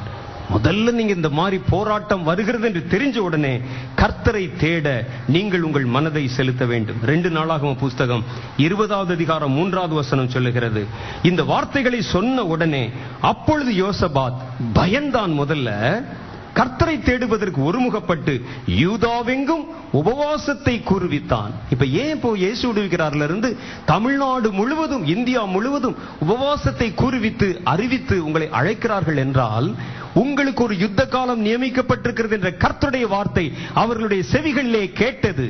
அந்த யுத்தம் நடக்க போகிற காலம் இதோ வந்துவிட்டது, அதனுடைய விளிம்பிலே நிற்கிறோம் என்பது நமக்கு புரிந்து விட்டது. இனி நாம் தூங்குவதற்கு நேரம் இல்லை. ஒரு பக்கம் பயமா இருந்தது, ஐயோ யுத்தம் வந்து விட்டதா, கடைசி காலம் வந்து விட்டதா, பொல்லாத பிசாசு வானமண்டலத்திலிருந்து இறங்க ஆரம்பித்து விட்டானா, அந்த சேனைகளின் ராணுவத்தோடு நமக்கு யுத்தம் உண்டா என்று பயந்தோம். அடுத்த நிமிஷம் ஒருமுகப்பட்டு எல்லாரையும் ஒன்று கூடி கர்த்தரை தேட ஒருமுகப்பட்டு நீங்கள் உபவாசத்திலே அவன் கூறுவித்தான் என்று வேதம் சொல்லு. அப்படி சொன்ன உடனே, அந்த உபவாசத்தை அவன் கூறுவித்த உடனே, மன்னர்கள் அந்த காலத்துல பிற மன்னருடைய உதவியை நாடுவாங்க. இவன் அதை நாடாமல் கர்த்தரை அவன் நாடின பொழுது அவனை பலப்படுத்துவதற்கு ஜனங்கள் அவனை தேடி வந்தார்கள். 20வது அதிகாரம் 4 சொல்லுகிறது, அப்படியே யூதா ஜனங்கள் கர்த்தரிடத்தில் சகாயம் தேட கூடினார்கள். யூதாவில் உள்ள எல்லா பட்டணங்களிலும் இருந்தும் அவர்கள் கர்த்தரை தேட வந்தார்கள். இதை படிக்கும் போது உங்களுக்கு என்ன ஞாபகம் வருது? எனக்கு இங்கே நடக்கிற 12 மணி நேர உபவாச ஜெபம் தான் ஞாபகத்துக்கு வருகிறது. அவன் அதை கூறி அறிவித்த உடனே சபைகளுடைய வித்தியாசம் கடந்து, நிற வித்தியாசம் கடந்து, நகர் வித்தியாசம் கடந்து, மொழி வித்தியாசம் கடந்து, ஜாதி வித்தியாசம் கடந்து கர்த்தரை தேட ஜனங்கள் ஒன்றாய் திரண்டு சகாயம் தேட வந்தார்களாம். யுத்த காலம் வந்துவிட்டேன்னு சொன்ன கர்த்தருடைய பிள்ளைகள் எதை தேடணுமா? கர்த்தருடைய சகாயத்தை தேடணும். கர்த்தாவே, எங்களுக்கு ஒரு யுத்த காலம் நியமிக்கப்பட்டிருக்கிறது, அந்த யுத்த காலம் வருகிறது என்று நாங்கள் அறிந்து விட்டோம். இந்த யுத்தத்திலே நாங்கள் ஜெயிக்கும்படிக்கு உம்முடைய பலத்தினால் நீர் எங்களை இடைக்கட்ட வேண்டும். உம்முடைய சகாயம் எங்களுக்கு வேண்டும். பலத்தினாலும் அல்ல, பராக்கிரமத்தினாலும் அல்ல, உம்முடைய ஆவியினால் ஆகும் என்று எழுதினதுனால உம்முடைய பலமும் வல்லமையும் நிறைந்த ஆவி எங்களை நிரப்பி மூட வேண்டும். இது என்ன சண்டை என்பது? கத்தி எடுத்து சண்டை போடுறதா? இல்ல, வானமண்டலத்தின் பொல்லாத ஆவிகளின் சேனையாம். ஆவிகளின் சேனையிலே ஆவியை எதிர்க்க வேண்டுமானால் நீ ஆவியின் பலத்தோட தான் போராட வேண்டும். அல்லேலூயா. அதனாலதான் கர்த்தர் தம்முடைய பிள்ளைகளை கடைசி நாட்களிலே யாவரையும் தம்முடைய பலத்த சத்துவத்தின் ஆவியினால் நிரப்பி, ஒவ்வொருவனும், ஒவ்வொரு ஆணும், ஒவ்வொரு பெண்ணும், ஒவ்வொரு குழந்தையும், ஒவ்வொரு விருத்தாப்பியனும், அதிலே பலவீனனும் பலமுள்ளவனும் யாவனும் தம்முடைய பட்டயத்தை உருவும்படிக்கான காலத்தை கர்த்தர் எழுப்பி இருக்கிறார். அல்லேலூயா. யாரோ சண்டை செய்ய நம்ம வீட்டில் உட்கார்ந்து இருக்கிறது இல்ல. ஒவ்வொருவருக்கும் போராட்டம் உண்டு. எல்லாருக்கும் போராட்டம் உண்டு. இந்த வார்த்தையை கேட்கிற எல்லாருக்கும் போராட்டம் உண்டு. போராட்டம் உண்டு என்று தெரிந்தவுடன் நீங்க என்ன செய்யணும்னா, கர்த்தருடைய சகாயத்தை நாட வேண்டும். முதல்ல கர்த்தருடைய பலத்தை நாட வேண்டும். கர்த்தருடைய அபிஷேகத்தை நாட வேண்டும். தேவனுடைய கிருபையை நாட வேண்டும்.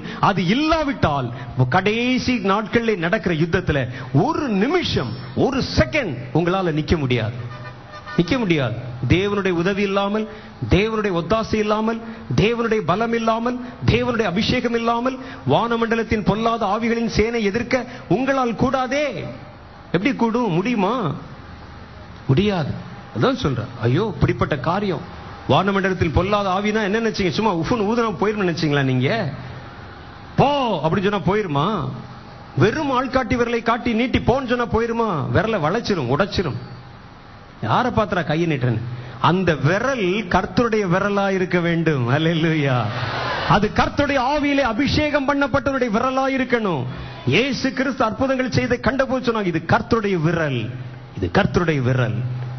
அந்த விரல் தான் அதை காட்டி சுட்டி காண்பிக்க முடியும். ஆவிகள்லாம் சும்மாவாது. பொல்லாத ஆவிகளின் சேனைகள் என்றால் என்னவென்று உங்களுக்கு தெரியுமா? வானமண்டலத்தின் பொல்லாத ஆவிகளின் சேனைகளுடைய பலம் என்னன்னு உங்களுக்கு தெரியுமா? அதனுடைய பராக்கிரம் என்னன்னு உங்களுக்கு தெரியுமா? இந்த உலகத்தின் அதிபதினா சாதாரணம் என்று நீங்கள் நினைத்துக் கொண்டிருக்கிறீர்களா? அவன் கையில எல்லா அதிகாரங்களையும் வைத்திருக்கிறான். இவனை எதிர்க்க வேண்டுமானால் நீங்கள் கர்த்தருடைய சகாயம் இல்லாமல் உங்களால் அவனை எதிர்க்க முடியாது.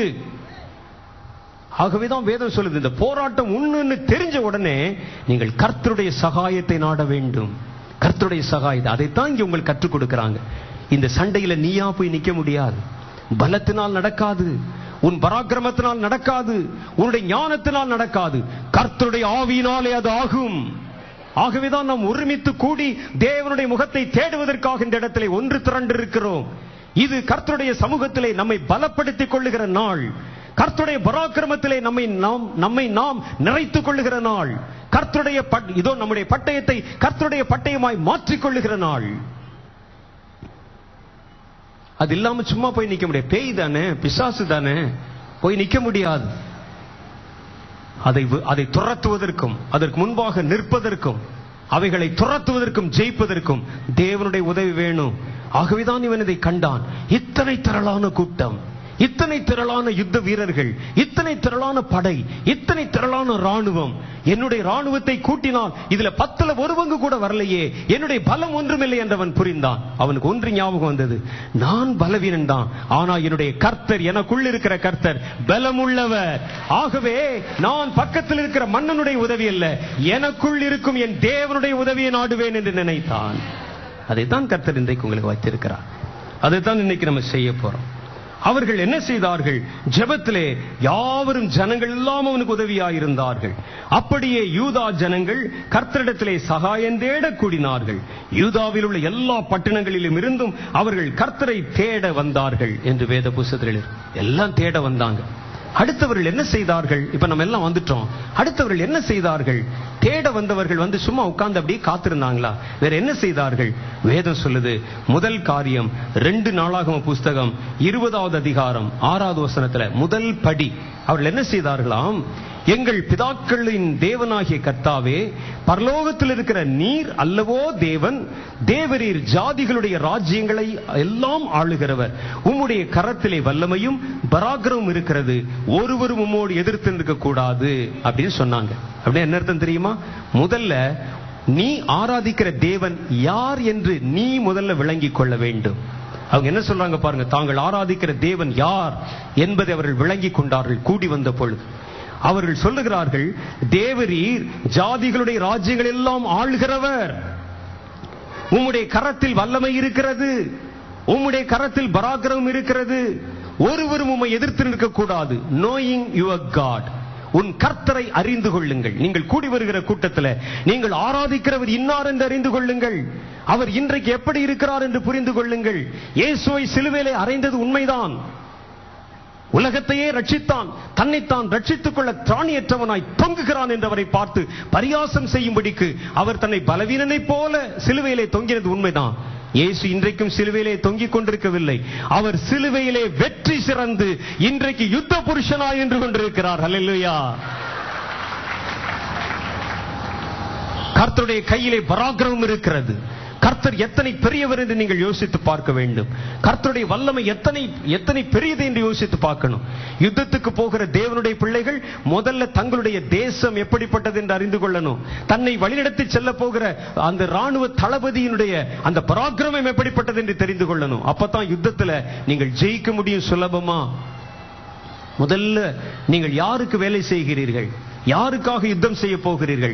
உங்களுடைய படையின் தளபதி யார்? உங்களை நடத்துகிற கர்த்தர் யார் என்பதை முதல்ல நீங்கள் கூடி வருகிற கூட்டத்தில் உங்கள் மனசுல தெளிவாய் புரிந்து கொள்ளுங்கள். அவர் ராஜ்யங்களின் ராஜாக்களை எல்லாம் ஆளுகிறவர். அவருடைய கரத்திலே வல்லமை இருக்கிறது. அவருடைய கரத்திலே பராக்கிரமம் இருக்கிறது. ஒருவரும் அவரை எதிர்த்து நிற்க முடியாது. இதை நீங்க முதல்ல நல்லா திருப்பி சொல்லணும். அப்பதான் ஜெபத்துல நமக்கு ஒரு சோர்வு உண்டாகாது, ஒரு தளர்ச்சி உண்டாகாது. ஏதோ ஜெபம் பண்ணி பார்ப்போம், நடந்தா நடக்கட்டும், வருதான்னு பார்க்கலாம். அப்படி இல்ல, நம்ம செய்தால் செய்ததுதான், அடிச்சா அடிச்சதுதான். இது ஏதோ குருட்டாம்போக்கில் அதிர்ஷ்டத்திற்காக நாம் செய்கிற ஒரு காரியம் அல்ல. இது யுத்த களம். யுத்த களத்துல குறி வச்சா கரெக்டா இருக்கணும். தாவீது யுத்தத்திற்கு கடந்து போனான். அவருடைய கையிலே அந்த கூழாங்கல் இருந்தது. அது அடப்பையில போட்டுக்கொண்டு அதை சுற்றி கொண்டு போனான். நல்லா யோசிச்சு பாருங்க. அவனுடைய குறி சரியா போய் அந்த நெற்றி போட்டுல விழுந்ததுனாலதான் அன்னைக்கு கோலியாத் செத்தான், தாவீது பிழைத்தான். அது குறி தவறி வேற இடத்துல அடிச்சிருந்துச்சுன்னா என்ன இருக்கும் யோசிச்சு பாருங்க. ஒரு மூக்குல அடிச்சிருச்சு, ஒரு தலையில மேல கிரீடத்தில் அடிச்சிருச்சுன்னா என்ன ஆகும்? தாவீது செத்து போயிருப்பான் அன்னைக்கு. அப்ப உள்ள இறங்கிட்டா அடிக்கிற குறி சரியா இருக்க வேண்டும். அந்த குறியை அங்க நடத்தி செல்கிற கர்த்தர் மேல் உங்களுடைய விசுவாசம் இருக்க வேண்டும். முதல்ல உன்னுடைய தேவனாகிய கர்த்தர் யார் என்று அறிய வேண்டும். என்னோடு கூட இருக்கிற தேவன் என்னிலும் இந்த உலகத்தில் இருக்கிறவனிலும் யாவரிலும் பெரியவர். அவர் கை பராக்கிரமம் செய்யும் என்று அறிய வேண்டும். இன்னைக்கு அநேகர் இயேசுன ஏதோ அப்பாவி சாமி நினைச்சிட்டு இருக்கிறாங்க. ஏதோ அவர் அப்படியே சாந்தமா இருப்பார், ஒரு கன்னத்தில் அடிச்சா என்னப்பா இன்னொரு கன்னத்தை காட்டு, அதெல்லாம் அப்போ. இன்றைக்கு கர்த்தர் ஜெயிக்கிறவராகவும் ஜெய புருஷனாகவும் நின்று கொண்டிருக்கிறார். வேதத்தில் எழுதியிருக்கிற தேவனுடைய பராக்கிரமத்தை பற்றி அவருடைய கை விரல்களிலே மின்னல்களை அடக்கி வைத்திருக்கிறாராம். அவர் தம்முடைய கையை பிரிக்க அவருக்கு சித்தமான இடத்திலே அந்த மின்னல்கள் போய் விழும் என்று வேதத்தில் எழுதியிருக்கிறது. மின்னலை பார்க்கவாவது முடியுமா நமக்கு? மின்னல் விழுகிற சத்தத்தை பக்கத்திலிருந்து கேட்கவாவது முடியுமா நமக்கு? அதை பார்த்த உடனே மாத்திரத்திலே நமக்கு காதலெல்லாம் ரத்தம் வந்து கீழே விழுந்து செத்து போயிடுவான் தூரத்தில் விழுந்தாலே. அவ்வளவு பெரிய மின்னலை கையில பிடிச்சு வச்சிருக்கிறாராம், அடக்கி வச்சிருக்கிறாராம். அவர் சொல்ல ஆகும், அவர் கட்டளையிட நிற்கும். அப்படிப்பட்ட தேவன் நம்முடைய தேவன் என்கிறதை முதல்ல நீங்கள் புரிந்து கொள்ள வேண்டும். அப்பதான் யுத்தத்துல நீ தளராமல் கடந்து போக முடியும் என்று கர்த்தருடைய வேதம் சொல்லுது. அவர் ஜெயிக்கிறவர். கடைசி ஜெயம் அவருக்குத்தான். ஆமா, கர்த்தருடைய ஜனம் தோற்று போகிறது இல்ல, நம்ம தோத்து போகிற கூட்டத்திலும் இல்ல. நம்ம ஜெயிக்க பிறந்தவர்கள், நம்மை ஜெயிக்க வைக்கிறவராலே ஜெயித்து கொண்டே இருப்பவர்கள். இரண்டாவது காரியம் பாருங்க. யுத்தத்துக்கு போக வேண்டிய கர்த்தருடைய பிள்ளைகள் ஜெயிப்பதற்கு முன்னால நீங்கள் கர்த்தர் உங்களுக்கு செய்த பராக்கிரமங்களையும் நன்மைகளையும் பெரிய காரியங்களையும் நினைவு கூர்ந்து கொண்டே இருங்கள். அது உங்களை பலப்படுத்திக்கிட்டே இருக்கும். இதற்கு உதாரணமாக தாவீது சம்பவத்தை நம்ம எடுக்கலாம். தாவீது கடந்து போகிறார். தன்னுடைய சகோதரர்களுக்கு அவர் சாப்பாடு எடுத்துக்கொண்டு போகிறார். அவருடைய அண்ணன்மாரெல்லாம் மிலிட்டரியில வேலை பார்க்கிறாங்க. ராணுவத்துக்கு கடந்து போகிறார். இவரையோ கடைசி பையனை எதற்கும் லாயக்கில்லாதவர் என்று கண்டு ஆடு மேய்க்க அனுப்பிவிட்டார்கள். நம்ம ஊர்ல என்ன சொல்லுவாங்க, மாடு மேய்க்க தாண்டா லாயக்கு அப்படின்னு சொல்லுவாங்க. அது மாதிரி அவர் ஆடு மேய்க்க அனுப்பியிருந்தாங்க. அவருடைய தகப்பனார் அழைத்து, அவருடைய சகோதரர்கள் எல்லாம் மிலிட்டரியில் இருக்கிறாங்க, ராணுவத்துல சாப்பாடு கொண்டு கொடுன்னு சொல்லி சாப்பாடு கட்டி கொடுத்தார். தாவீது நடுவுல உள்ள நடந்து வந்து பார்க்கிறார். அவருக்கு முன்னால் இதெல்லாம் பார்த்ததில்லை.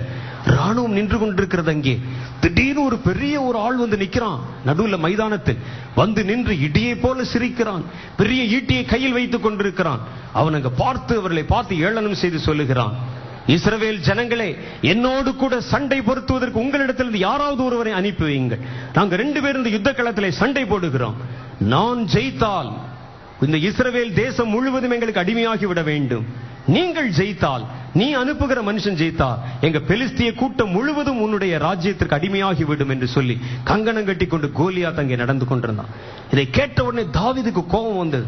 சவுல் அபிஷேகம் பண்ணப்பட்ட மனுஷன், கையில ஈட்டி பிடித்துக் கொண்டிருந்த மனுஷன் உள்ள அறையிலே ஒளிந்திருக்கிறான் பயந்து கொண்டு. அவன் சத்தத்தை கேட்டாலே பயம். கோலியாத் சின்ன வயதிலிருந்தே எவ்வளவு பெரிய யுத்த புருஷன், அவன் எவ்வளவு பார்த்தவன், எவ்வளவு பெரிய காரியங்களை பார்த்தவன். நம்ம கூட சொல்லலாம், சாத்தான் எவ்வளவு பெரியவன், யாரு எவ்வளவு பெரிய ஆட்களை எல்லாம் பார்த்தவன், ஆதாமையே வஞ்சித்தவன், எத்தனை பேரை வஞ்சித்தவன், அவனுக்கு முன்னால் நம்ம நிக்க முடியுமா என்று நினைத்து தேவனுடைய படை ஒளிந்து கொண்டிருந்தது. தாவீது வந்து கேட்டான். அப்போ இன்னென்ன விதமா செய்யப்படும் என்று சொன்னார்கள். சவுலிடத்திலே போய் சொன்னான், என்னை அனுப்பு, நான் போகிறேன். கர்த்தருடைய சேனையை நிந்திக்க விருத்த சேதனம் இல்லாத இந்த மனுஷன் எம்மாத்திரம் என்று சொன்னான். உடனே அவனுக்கு ராணுவத்தார் அணிவிக்கிற ஆடைகளை அணிவித்து காலில் ஷூ போட்டு விட்டாங்க. தாவீது நடந்து பார்த்தான். அதை போட்டு நடக்கும் அபியாசம் அவனுக்கு இல்லாததுனால அவனுக்கு நடக்க முடியவில்லை. இதை போட்டுக்கொண்டு என்னால் போக முடியாதுன்னு சொல்லி கழட்டி வைத்து விட்டான். சவுலுக்கு சந்தேகம், எப்பா நம்ம நாட்டு மானமே உன் கையில தான் இருக்கு, உன்னால இது முடியுமா என்று சொல்லி அவனை சந்தேகப்படுத்தி கேட்டான். பாருங்க, ஒரு ஆவிக்குரியவன் விசுவாசத்தோடு போறவனை பார்த்து சந்தேகப்பட்டு அவனை தடை செய்கிறான். உன்னால முடியாது, போக முடியாது, பாத்துக்க அப்படின்னு சொல்றான். அப்ப தாவீது என்ன செய்தார் தெரியுமா? அவருடைய மனசிலும் சவுல் சொன்ன வார்த்தைகள் ஒருவேளை வந்து விழுந்திருக்கலாம். நம்மால முடியுமா இவ்வளவு பெரிய ஆளை? தன்னுடைய பலவீனத்தை மாற்றுவதற்கு அவன் என்ன செய்தான்? கர்த்தர் தன்னுடைய வாழ்க்கையில் செய்த பராக்கிரமங்களை நினைவு கொண்டு வந்தான். அப்படியல்ல என் ஆண்டவனே, அப்படியல்ல, ஒரு விசை உம்முடைய அடியான் ஆட்டு மந்தையிலே ஆடுகளை மேய்த்துக் கொண்டிருந்த பொழுது ஒரு கரடி வந்தது அங்கே. அதை உம்முடைய அடியான் நானே கர்த்தருடைய பலத்தினால் கைகளில் பிடித்து அதை அடித்து கொன்று போட்டேன். இரண்டாவது முறை என்னுடைய மந்தையை பிடிப்பதற்கு ஒரு சிங்கம் வந்தது. அதை நான் தனி ஒருவனாய் நின்று நானே அதை ஜெயித்தேன். அவைகளில் ஒன்றை போல இந்த கோலியாத்தும் இருப்பான், இந்த விருத்த சேதனம் இல்லாத பெலிஸ்தனும் இருப்பான் என்று உமக்கு சொல்லுகிறேன் என்றான். அல்லேலூயா. சோதனைகள் வரும் பொழுதும், பொல்லாத சத்துரு உங்களுக்கு விரோதமாக எதிர்த்து நிற்கும் பொழுதும், உங்கள் வாழ்க்கையில் கர்த்தர் செய்த பராக்கிரமங்களை நினைவுக்கு கொண்டு வாருங்கள். தளர்ந்த உங்கள் விசுவாசம் மறுபடியும் மலர்ந்து எழுவதை பார்ப்பீர்கள். அல்லேலூயா. அப்போ தேவனுடைய படை கூடுகிற இடங்களில் எல்லாம் கர்த்தர் செய்த மகத்துவங்களை நினைவு கூறுங்கள், கர்த்தருடைய பராக்கிரமங்களை நினைவு கூறுங்கள். கர்த்தர் என்னுடைய பலத்த கரத்திலே, என்னுடைய பலவீனமான கரத்திலே, என்னுடைய வாழ்க்கையிலே என்னை கொண்டு எவ்வளவு பெரிய காரியங்களை செய்தார். அது என்னால் அல்ல, அது அவரால் உண்டாயிற்று என்று சொல்லுங்கள். அதைத்தான் அவர் அங்கே செய்ததை பார்க்கிறோம். அவர்கள் செய்தார்கள். கர்த்தர் தாங்களுக்கு செய்த நன்மைகளை நினைவு கூர்ந்தார்கள். வசனத்தை வாசிச்சு பாருங்க. 2 நாளாகம புஸ்தகம் 20வது அதிகாரம் 7, 8, 9 ஆகிய வசனங்கள். எங்கள் தேவனாகிய நீர் உம்முடைய ஜனமாகிய இஸ்ரவேலுக்கு முன்பாக இந்த தேசத்து குடிகளை துரத்திவிட்டு இதை உம்முடைய சிநேகிதனாகிய ஆபிரகாமுடைய சந்ததிக்கு என்றென்றைக்கும் என்று நீர் கொடுக்கவில்லையோ?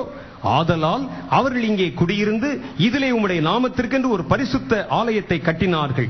எங்கள் மேல் பட்டயம், நியாய தண்டனை, கொள்ளை நோய், பஞ்சம் முதலான தீமைகள் வந்தால் அப்பொழுது உம்முடைய நாமம் இந்த ஆலயத்திலே விளங்குகிறபடியினால் நாங்கள் இந்த ஆலயத்தில் உம்முடைய சந்ததியில் வந்து எங்கள் இடுக்கண்களில் உம்மை நோக்கி கூப்பிடுகையில் தேவரீர் கேட்டு எங்களை ரட்சிப்பேன் என்று சொல்லி இருக்கிறீர் என்று சொல்லி அவருடைய வாக்கு தத்தத்தையும் நன்மைகளையும் நினைவு கூர்ந்தார்கள். அல்லேலூயா.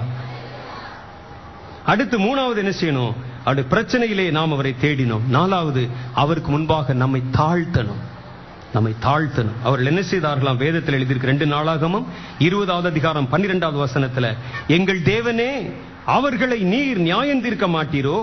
எங்களுக்கு விரோதமாக வந்த இந்த ஏராளமான கூட்டத்திற்கு முன்பாக நிற்க எங்களுக்கு பலன் இல்லை. நாங்கள் செய்ய வேண்டியது என்னதென்று எங்களுக்கு தெரியவும் இல்லை. ஆகையால் எங்கள் கண்கள் உம்மையே நோக்கி கொண்டிருக்கிறது என்றான். கர்த்தருக்கு முன்பாக சொன்னாங்க, ஆண்டவரே, எங்களுக்கு பலன் இல்லை, எங்களுக்கு பலன் இல்லை, நாம் பலவீனன். நான் பலவீனன் என்று சொல்லும் பொழுது உங்களுடைய பலவீனத்திலே கர்த்தருடைய பலன் பரிபூர்ணமாய் விளங்கும். அதைத்தான் முதல்ல நம்ம ஜெபத்துக்கு வந்த பொழுது நம்ம அதைத்தான் சொல்லி கொடுத்தாங்க. நம்ம, நான் பாவி, என்னிடத்துல பலம் இல்லை, நான் அக்கிரமம் செய்தவன், என்னுடைய எல்லா பாவத்தையும் இடத்தில் அறிக்கை செய்கிறேன். ஒருவன் பாவத்தை அறிக்கை செய்தாலே அவன் தன்னை தாழ்த்துகிறான் என்று பொருள். நம்மை தாழ்த்தினோம். கர்த்தரிடத்துல முழங்கால் பிடிட்டு கேளுங்கன்னு சொன்னாங்க. மேடையில வந்து முழங்கால் பிடிட்டு உங்களுக்காக ஜெபத்தை நடத்தினாங்க. நம்மை தாழ்த்துகிறோம். ஏன் தெரியுமா? தாழ்த்தும் பொழுது தாழ்மையுள்ளவன் எவனோ அவனிடத்திலே தேவனுடைய கிருபை பெறுகிறது, தேவனுடைய பலம் அவனிடத்திலே பெறுகிறது என்று கர்த்தருடைய வேதம் சொல்லுது. கடைசி 5வதாக நம்ம செய்யணும், கர்த்தருடைய வார்த்தையை பெற்றுக்கொள்ளும்படி நீங்கள் ஜெபம் பண்ணுங்கள். நீங்க அப்படி ஜெபம் பண்ணும்போது ஒவ்வொரு முறை இந்த யுத்த புருஷர்கள் கூட்டம் கூடி நீங்கள் கடைசி கால யுத்தத்திற்காக ஜெபம் பண்ணும் பொழுது கர்த்தருடைய வார்த்தை வெளிப்படும்படிக்கு நீங்கள் ஜெபம் பண்ணுங்க. 2 நாளாகமம் புஸ்தகம் 20வது அதிகாரம் 14வது வசனம் சொல்லுகிறது, அப்பொழுது அவர்கள் அப்படி ஜெபித்துக் கொண்டிருந்த பொழுது சபையின் நடுவில் இருக்கிற மத்தத்தனியாவின் குமாரனாகிய ஏயேலின் மகனாகிய பெனாயாவுக்கு பிறந்த சகரியாவின் புத்திரன் யாகாசியேல் என்னும் ஆசாப்பின் புத்திரல் ஒருவனான லேவியன் மேல் கர்த்தருடைய ஆவி இறங்கினதினால் அவன் சொன்னது. அவன் ஆலோசனை, சகல யூத கோத்திரத்தாரே, எருசலேமின் குடிகளே, ராஜாவாகிய யோசபேத்தே, கேளுங்கள். நீங்கள் அந்த ஏராளமான கூட்டத்திற்கு பயப்படாமலும் கலங்காமலும் இருங்கள் என்று கர்த்தர் உங்களுக்கு சொல்லுகிறார். இந்த யுத்தம் உங்களுடையதல்ல, தேவனுடையது என்று அவர் சொல்லுகிறார் என்று. அல்லேலூயா. கடைசி கால தேவனுடைய தலைமுறை கூடி ஜெபிக்கும் பொழுதெல்லாம் கர்த்தருடைய வார்த்தை வெளிப்படுகிற வரைக்கும் நீங்கள் அங்கே ஜெபிக்க வேண்டும். கர்த்தருடைய வார்த்தை இங்கு வெளிப்பட வேண்டும். கர்த்தராகிய தேவன் தம்முடைய ஜனங்களோட பேச வேண்டும். அதுதான் அவங்க காத்திருந்தாங்க. தன்னை தாழ்த்தினார்கள், தேவனுடைய மகத்துவங்களை புகழ்ந்து பாடினார்கள், தேவன் தங்களுக்கு செய்த அற்புதங்களை நினைவு கூர்ந்தார்கள். அவர்கள் கர்த்தருடைய பாதத்தில் முகங்குப்புற விழுந்து ஜெபித்த பொழுதே கர்த்தருடைய வார்த்தை அவர்களுக்கு உண்டாயிற்று. அவர்கள் செய்ய வேண்டியவர்களுக்கு சொல்லப்பட்டது. அவங்க சொல்றாரு பாருங்க, அடுத்த வசனம், நாளைக்கு நீங்கள் அவர்களுக்கு விரோதமாய் போங்கள், இதோ அவர்கள் சிஸ் என்னும் மேட்டு வழியாய் வருகிறார்கள், நீங்கள் அவர்களை எருவேல் வனாந்தரத்துக்கு எதிரான பள்ளத்தாக்கில் கடையாந்தரத்திலே கண்டு அவர்களை சந்திப்பீர்கள். பாத்தீங்களா, கர்த்தர் தீர்க்க தரிசனம் உரைக்கிறார் அவர்களுக்கு. இதோ யுத்தத்தை பண்ணுகிறவர்கள் நீங்கள் அல்ல, யூத மனுஷரே, எருசலேம் ஜனங்களே, நீங்கள் தரித்து நின்று கர்த்தர் உங்களுக்கு செய்யும் இந்த ரட்சிப்பை பாருங்கள். பயப்படாமலும் கலங்காமலும் இருங்கள், நாளைக்கு அவர்களுக்கு எதிராக புறப்படுங்கள், கர்த்தர் உங்களோட இருக்கிறார் என்றான். அல்லேலூயா. அப்ப இந்த கடைசி காலத்துல யுத்தத்துக்கு போற தலைமுறையில, யுத்தத்தை சந்திக்க போகிற ஒரு இடத்திலே கர்த்தர் தம்முடைய வாயின் வார்த்தைகளை வெளிப்படுத்துகிறார். அதான் நம்ம காத்திருந்து ஜெபம் பண்ணணும். கர்த்தர் பேசுவாரா? கர்த்தர் பேசுவார். சிலர் கேட்பாங்க, ஆண்டவர் பேசுவாராங்க? ஆண்டவர் படைத்த மனுஷனை இவ்வளவு வாய்க்கிலேயே பேசும் பொழுது வாயை உண்டாக்கினவர் பேச மாட்டாரா? அல்லேலூயா. ஒருவர் தன்னுடைய புஸ்தகத்துல போட்டிருக்கிறார், எழுதியிருக்கிறார், கர்த்தர் பேச மாட்டார். கர்த்தர் ஒரு காலத்தில் பேசினார். ஏன் இப்ப என்னானாரு? அவரு ஒரு காலத்தில் பேசினார், இப்பெல்லாம் பேச மாட்டார். கர்த்தர் பேசுகிறார் பேசுகிறார் என்று மேடைகள் தோறும் இவர்கள் சொல்லுவது சும்மா ஏமாற்று. அவர் பேச மாட்டார். அவர் எப்படிங்க பேசுவார்? கடவுள் பேசுவாரா? மனுஷன்ட்ட பேசுவாரா? கடவுளுடைய சத்தத்தை கேட்க முடியுமா? மனிதர்கள் கேட்க முடியுமா என்று அவர் சொல்லுவார்.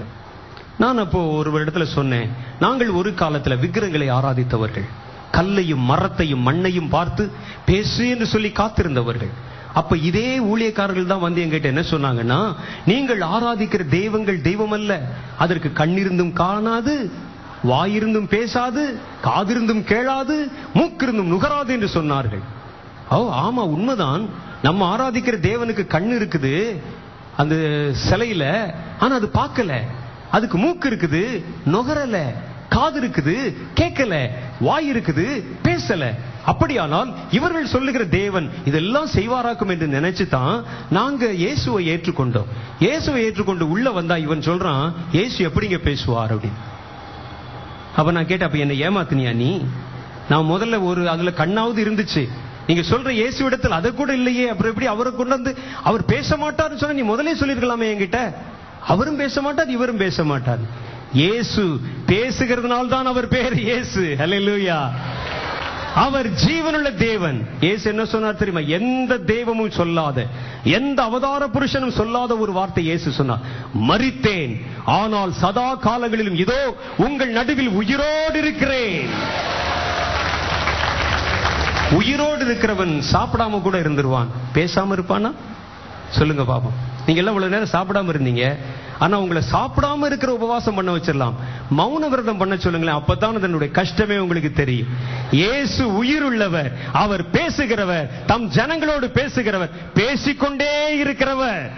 அதனாலதான் அவர் இன்றைக்கும் உயிர் உள்ளவர் என்று நம்ம சொல்லுகிறோம். கர்த்தர் ஜீவனுள்ளவராக இருக்கிறார். அவர் சொல்லுகிறார், என்னை தேடுங்கள், என்னை தேடுங்கள், என்னை தேடினால் தேடும் பொழுதே என்னை கண்டுபிடிப்பீர்கள் என்று கர்த்தர் சொன்னார். அல்லேலூயா. கர்த்தர் செத்து போன தெய்வமா? கற்பனையில் உதித்த ஒரு தெய்வமா? கர்த்தர் ஆண்டவர் இப்படிதான் இருப்பார் என்று சொல்லி கற்பனையாய் கற்பிக்கப்பட்ட ஒரு தெய்வமா?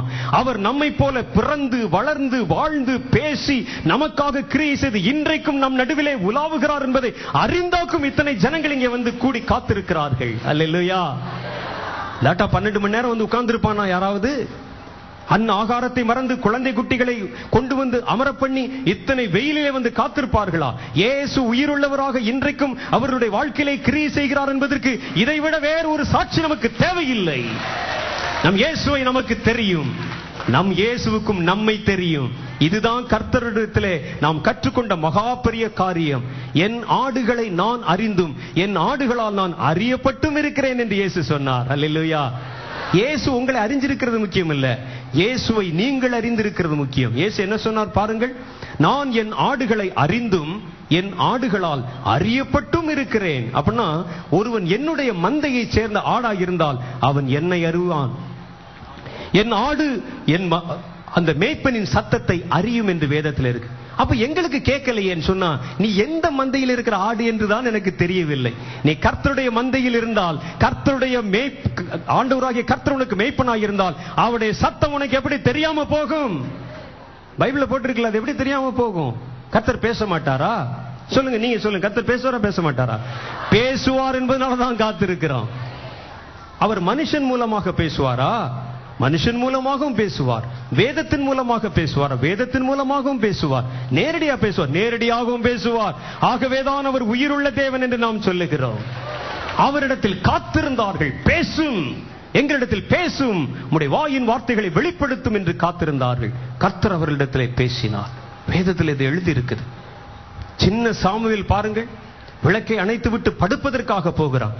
சாமுவேலே சாமுவேலே என்று ஒரு சத்தம் கேட்டான். உடனே குடுகுடு என்று ஓடி போய் ஏலி இடத்திலே போய், ஐயா என்னை கூப்பிட்டீங்களா, என் பேரை சொல்லி கூப்பிட்டீங்களான்னு கேட்டார். ஏலி இல்ல, நான் உன்னை கூப்பிடல, போய் படுத்துக்கன்னு சொன்னார். மறுபடியும் போனார். அவர் என்ன வேத வசனத்தில் பேசினாரா, ஒரு ஆள் மூலம் பேசினாரா, எப்படி பேசினார்? ஆடிபிள் வாய்ஸ்ல நேருக்கு நேரா கர்த்தர் சாமுவேலே சாமுவேலே என்று கூப்பிட்டார். பாருங்க, அதுதான் கர்த்தர். சாமுவேலின் காலத்தில் வாழ்ந்த கர்த்தர் இன்றைக்கு ரிட்டையர்ட் ஆகிவிடவில்லை. அவர் நேற்றும் இன்றும் என்றும் மாறாதவராக அப்படியே இருக்கிறார். அல்லேலூயா. சொல்றாங்க, ஏசு அப்ப பேசுவாரா, இப்ப பேச மாட்டாரா? ஏன் சண்டை அவருக்கு நமக்கும்? சாமுவேலிடத்திலே கர்த்தர் பேசியிருந்தாரானால் இரத்தத்திலே நம்மை பிறப்பித்த நம்மிடத்திலே கர்த்தர் எவ்வளவாய் பேசுவார் என்று யோசித்து பாருங்கள். இயேசு உலகத்தின் முடிவு பரியந்தம் சதா சர்வ நாட்களிலும் நான் உங்களோடு கூட இருப்பேன் என்று உங்களிடத்திலும் என்னிடத்திலும் சொன்னதை போல அதற்கு முந்தின தலைமுறையில் வேறு எவரிடத்திலும் அவர் அப்படி சொன்னதில்லை. உலகத்தின் முடிவு பரியந்தம் சதா சர்வ நாட்களிலும் நான் உன்னோடு கூட இருக்கிறேன். கர்த்தர் உங்க கூட இருக்கிறாரா? உங்க கூட இருக்கிறவர் பேச மாட்டாரா? உங்க கூட இருக்கிறவர் முகத்தை திருப்பிட்டு அப்படி உட்கார்ந்து இருப்பாரா? நமக்குள்ளே வாசம் செய்கிறவர் நம்மோடு கூட பேச மாட்டாரா? அப்படி சத்தத்தை கேட்க முடியாத கேட்டார்கள். அதைத்தான் வேதம் சொல்லுது.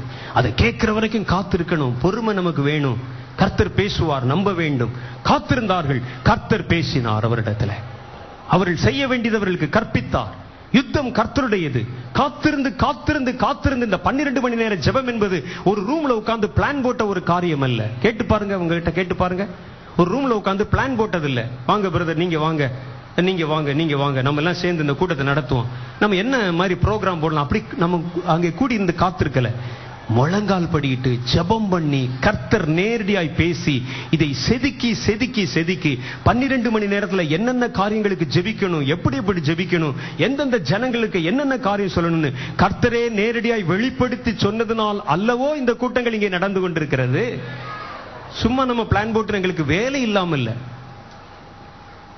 மோகன் சிலாசர் சண்டன் அவர்கள் இருக்கிறாங்க. அவங்களை யாருமே ஊழியத்து கூப்பிடாம நம்ம என்ன செய்யறது, நாமளா போய் கூட்டம் நடத்துவோம் என்று வரவில்லை. அவங்கள விட்டீங்கன்னா பிடிக்கவே முடியாது, பார்க்கவே முடியாது. நான் ஒரு இடத்துல ரொம்ப வியப்பாய் கேட்பதுண்டு. ஒரு இடத்துல கேட்டிருக்கிறேன், நான் நீங்க எப்பதான் வீட்டுல ஒரு 10 நாள் தொடர்ந்து நீங்க உங்களால இருக்க முடியுமா, இருந்திருக்கிறீங்களான்னு கேட்பேன். அவர் சிரிச்சுட்டே ஒரு காரியம் சொல்லுவார் என்கிட்ட, ஒரு 10 நாளாவது வீட்டுல தொடர்ந்து தங்கணும்னு எனக்கு ஆசை உண்டு, ஆனா இயேசு வர்ற வரைக்கும் அது முடியாது போல இருக்குன்னு சொல்லுவார். அல்லேலூயா. அப்படிதான் அவருடைய ப்ரோக்ராம். அப்படிதான். நாங்க ஸ்ரீலங்கால அங்க மீட்டிங் பேசி கொண்டிருக்கிறோம். 3 நாள் பேசிட்டு, நான் 3 எல்லாம் பேசிட்டு இருக்கோம். நாங்க திரும்பி வரணும். அங்கிருந்து நாங்கள் திரும்பி வரும்பொழுது நான் திருச்சிக்கு வந்துட்டேன். இவங்க நேரா அங்கிருந்து பிளைட் வந்து அங்க இந்த திருவனந்தபுரத்துக்கு வந்து அங்கிருந்து போறாங்க. அப்ப நான் சொன்னேன், ஏன் திருச்சி வழியாகவே நீங்க போகலாமேன்னு. இல்ல இங்கிருந்து முடிச்சு நேரா திருவனந்தபுரம் போய் இறங்கி திருவனந்தபுரத்துல இருந்து கன்னியாகுமரி போற வழியில ஒரு சர்ச்சில் பேசிட்டு அப்புறம் வீட்டுக்கு போகிறேன். 24 மணி நேரமும். நீங்க தப்பா நினைச்சுக்கிற கூடாது. நான் என்னுடைய நண்பரிடத்துல சொல்லுவேன், மோகன் எந்த இடத்துல எழுப்பி நின்று நீங்க பேச சொன்னாலும் உடனே ஒருத்தர் சுவிசேஷம் சொல்லிடுவாருன்னு சொல்லுவேன். அந்த பாரம் ஒரு மனுஷனுக்குள்ள. ஏன் இந்த 12 மணி நேரம் ஜெபம் பண்ணணும்னு சொல்லி நான் பார்த்து ஆச்சரியப்பட்டேன். அங்க நான் வர்ற வழியில நான் டிவியில பார்த்தேன், 9 மணிக்கு ஜெபம் ஆரம்பிச்சாங்க. இங்க 12 மணி நான் பேச வருகிற வரைக்கும் ஒரே ஆளாய் நின்று பேசிக்கொண்டே இருக்கிறார். ஏன் அவருக்கு என்ன பேசுவதற்கு வேற இடம் இல்லையா? கர்த்தர் சொன்னார், நீ போக வேண்டும், நீ ஜனங்களை உருவாக்க வேண்டும், ஜனங்களுக்கு இந்த காரியத்தை சொல்ல வேண்டும். எங்கே ஆண்டவரை போகணும்? மாவட்ட தலைநகரங்கள் தோறும் போக வேண்டும். என்ன சொல்ல வேண்டும்? அவர்கள் இந்த கடைசி காலத்தில் செய்ய வேண்டிய கடமையை குறித்தும் யுத்தத்தை குறித்தும் ஜெபத்தை குறித்தும் அவர்களுக்கு கற்பிக்க வேண்டும். ஒரு ஜெப சேனையை நீ எழுப்ப வேண்டும் என்று கர்த்தர் சொல்லி இருக்கிறார். அல்லேலூயா. அதனாலதான் இந்த காரியத்தை அவங்க செய்யறாங்க. கர்த்தர் பேசினார். அந்த தேவன் இன்றைக்கு உங்களோடும் பேச விரும்புகிறார். நீங்கள் செய்ய வேண்டியது இன்னது என்று கர்த்தர் உங்களுக்கு சுட்டி காண்பிக்க விரும்புகிறார். நீங்கள் ஆராதிக்கிற தேவன் இன்னார் என்று நீங்கள் தெரிந்து கொள்ள வேண்டும். பல வருஷங்களுக்கு முன்னால கன்னியாகுமரி மாவட்டத்தில் ஒரு சபையிலே நான் பிரசங்கம் பண்ணதற்கு அழைக்கப்பட்டிருந்தேன். இதை சொல்லி நம்ம வந்து ஜெபம் பண்ண போறோம், ஆயத்தமா இருங்க, கர்த்தர் உங்க எல்லாரோடையும் பேச போறார். இன்னைக்கு இந்த கடைசி ஜெபம் நடக்கும்போது ஒரு சின்ன கண்டிஷன், வெளியே எந்திரிச்சு போனீங்கன்னா உள்ள வரக்கூடாது, உள்ள இருந்தீங்கன்னா வெளியே எந்திரிச்சு போகக்கூடாது. இப்பவே போறவங்களாம் போய்க்கொள்ளலாம், போனா வரக்கூடாது. இல்ல நம்ம என்ன செய்யறோம்? இந்த கடைசி நாட்கள்ல நான் கன்னியாகுமரி மாவட்டத்திலே என்னை பேசுவதற்கு அழைத்திருந்தார்கள். அங்க நான் போன ஒரு சர்ச், அதுல ஒரு 2000 பேர் 3000 பேர் இருப்பாங்க. 3 நாள் அங்கே உள்ள சர்ச்சுக்குள்ளே கன்வென்ஷன், அந்த சபை நடந்தது. எல்லாம் கூட்டம் முடிந்தது. கடைசியில நான் எழும்பி அந்த கடைசி நாள் கூட்டத்தில் ஜெபம் பண்ணி மொத்தமா எல்லாருக்கும் ஜெபம் பண்ணி முடிச்சிட்டேன். அப்போ நான் அவரிடத்துல சொன்னேன், தனித்தனியா நான் யாரிடத்துல வந்து ஜெபம் பண்ண மாட்டேன், எனக்கு ரொம்ப டயர்டா இருக்குது, கர்த்தர் எல்லாரையும் உங்களை ஆசீர்வதித்து விட்டார், நீங்க போகலான்னு சொன்னேன். நான் கன்னியாகுமரி மாவட்டத்துல தூத்துக்குடி மாவட்டத்துல என்ன ஒரு பிரச்சனை கேட்டா, கடவுளே வந்து உங்களுக்கு பிரசங்கம் பண்ணாலும் பிரசங்கம் பண்ற பிரசங்கர் கடைசியில மேல கை வச்சு ஜெபம் பண்ணாதான் விசுவாசிகளுக்கு திருப்தி. எல்லாம் கூட்டம்லாம் அப்படி நின்று கொண்டு இருக்கிறது. பிரசங்கர் வந்து ஜெபம் பண்ண மாட்டாரான்னு கேட்கிறாங்க. ஒரு அம்மா வயசான அம்மா முன்னால வந்து முழங்கால் படிட்டு, பிரதர் எனக்காக ஜெபம் பண்ணுங்க அப்படின்னு சொன்னாங்க. நான் சொன்னேன், அம்மா நான் பிரசங்கம் பண்ணி ரொம்ப டயர்ட் ஆயிட்டேன், உங்களுக்கு ஜெபம் பண்ண ஆரம்பிச்சா நான் 2000 பேருக்கு ஜெபம் பண்ணணும், அவ்வளவு பேர் குனிஞ்சு நிமிந்து ஜெபம் பண்ணேன்னா ராத்திரி வரைக்கும் ஆகி போயிடும், அவ்வளவு நேரம் ஆயிரும், அதனால கூட்டம் எல்லாம் போகட்டும், கொஞ்ச நேரம் இருங்க, நான் அப்புறம் உங்களுக்கு தனியா ஜெபம் பண்றேன்னு சொன்னேன். இந்த அம்மா சொன்னாங்க, இல்லையா எனக்கு வந்து பஸ்ஸுக்கு நேரம் வச்சு கடைசி பஸ்ஸுக்கு நான் போகணும், ஒரு சின்ன ஜெபம் தானே பண்ணிருங்க அப்படின்னு சொன்னேன். கூட்டம் பார்த்தா கலை ஆரம்பித்திருந்தது. சரி இந்த அம்மாளை இந்த புல்பிட் பக்கத்துல வச்சு யாருக்கு தெரியாம ஜெபம் பண்ணலாம்னு சொல்லி ஜெபம் பண்ண கையை வைக்கலாம்னு சொல்லி ஜெபம் பண்ண போகிறேன்.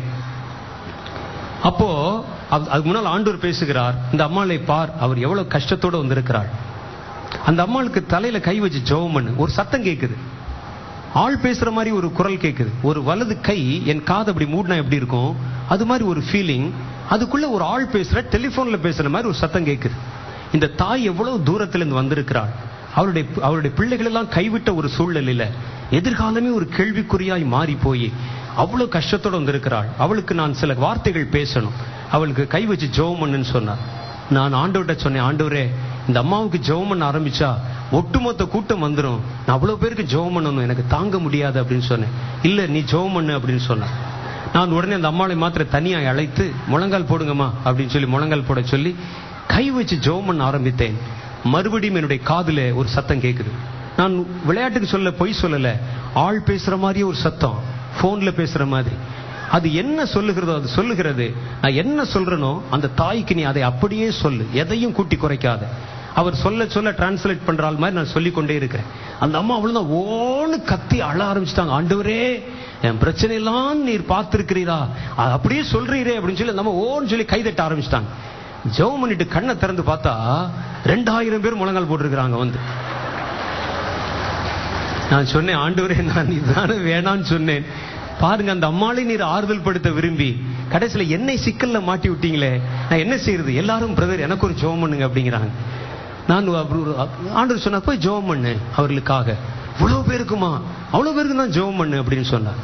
நான் மோகன் இந்த மாதிரிலாம் ரொம்ப பொறுமையான ஆள்லாம் கிடையாது, எப்ப கூட்டம் முடிஞ்சா வேமா ஓடிவிட வேண்டும் என்று பார்க்கிற ஆளு நான் உடனே சரின்னு போய் அந்த அம்மாளுக்காக அடுத்து ஒருவருக்காக ஜெபம் பண்ணேன்.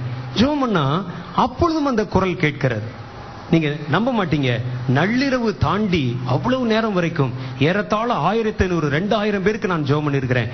கடைசி மனுஷன் அந்த ஆலயத்தில் இருக்கிற செக்ஸ்டன் அவருக்கு ஜெபம் பண்ணி முடிக்கிற வரைக்கும் அந்த குரல் என் காதுகளிலே கேட்டுக்கொண்டே இருந்தது. ஒவ்வொருவரை எனக்கு அப்பதான் என் வாழ்க்கையில தான் ரொம்ப நீண்ட நேரம் கர்த்தர் என்கிட்ட பேசிக்கிட்டே இருந்த ஒரு காரியம்.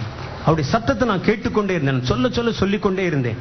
அவர் ஒவ்வொருவரை குறித்தும் என்ன பேசினாரோ பேசிக்கொண்டே இருந்தேன். கர்த்தர் இன்றைக்கும் உயிருள்ளவர் என்பதை கடவுளே இல்லை என்று சொன்ன மறுப்பு இயக்கத்தை சேர்ந்த நான் சொல்லுகிறேன்.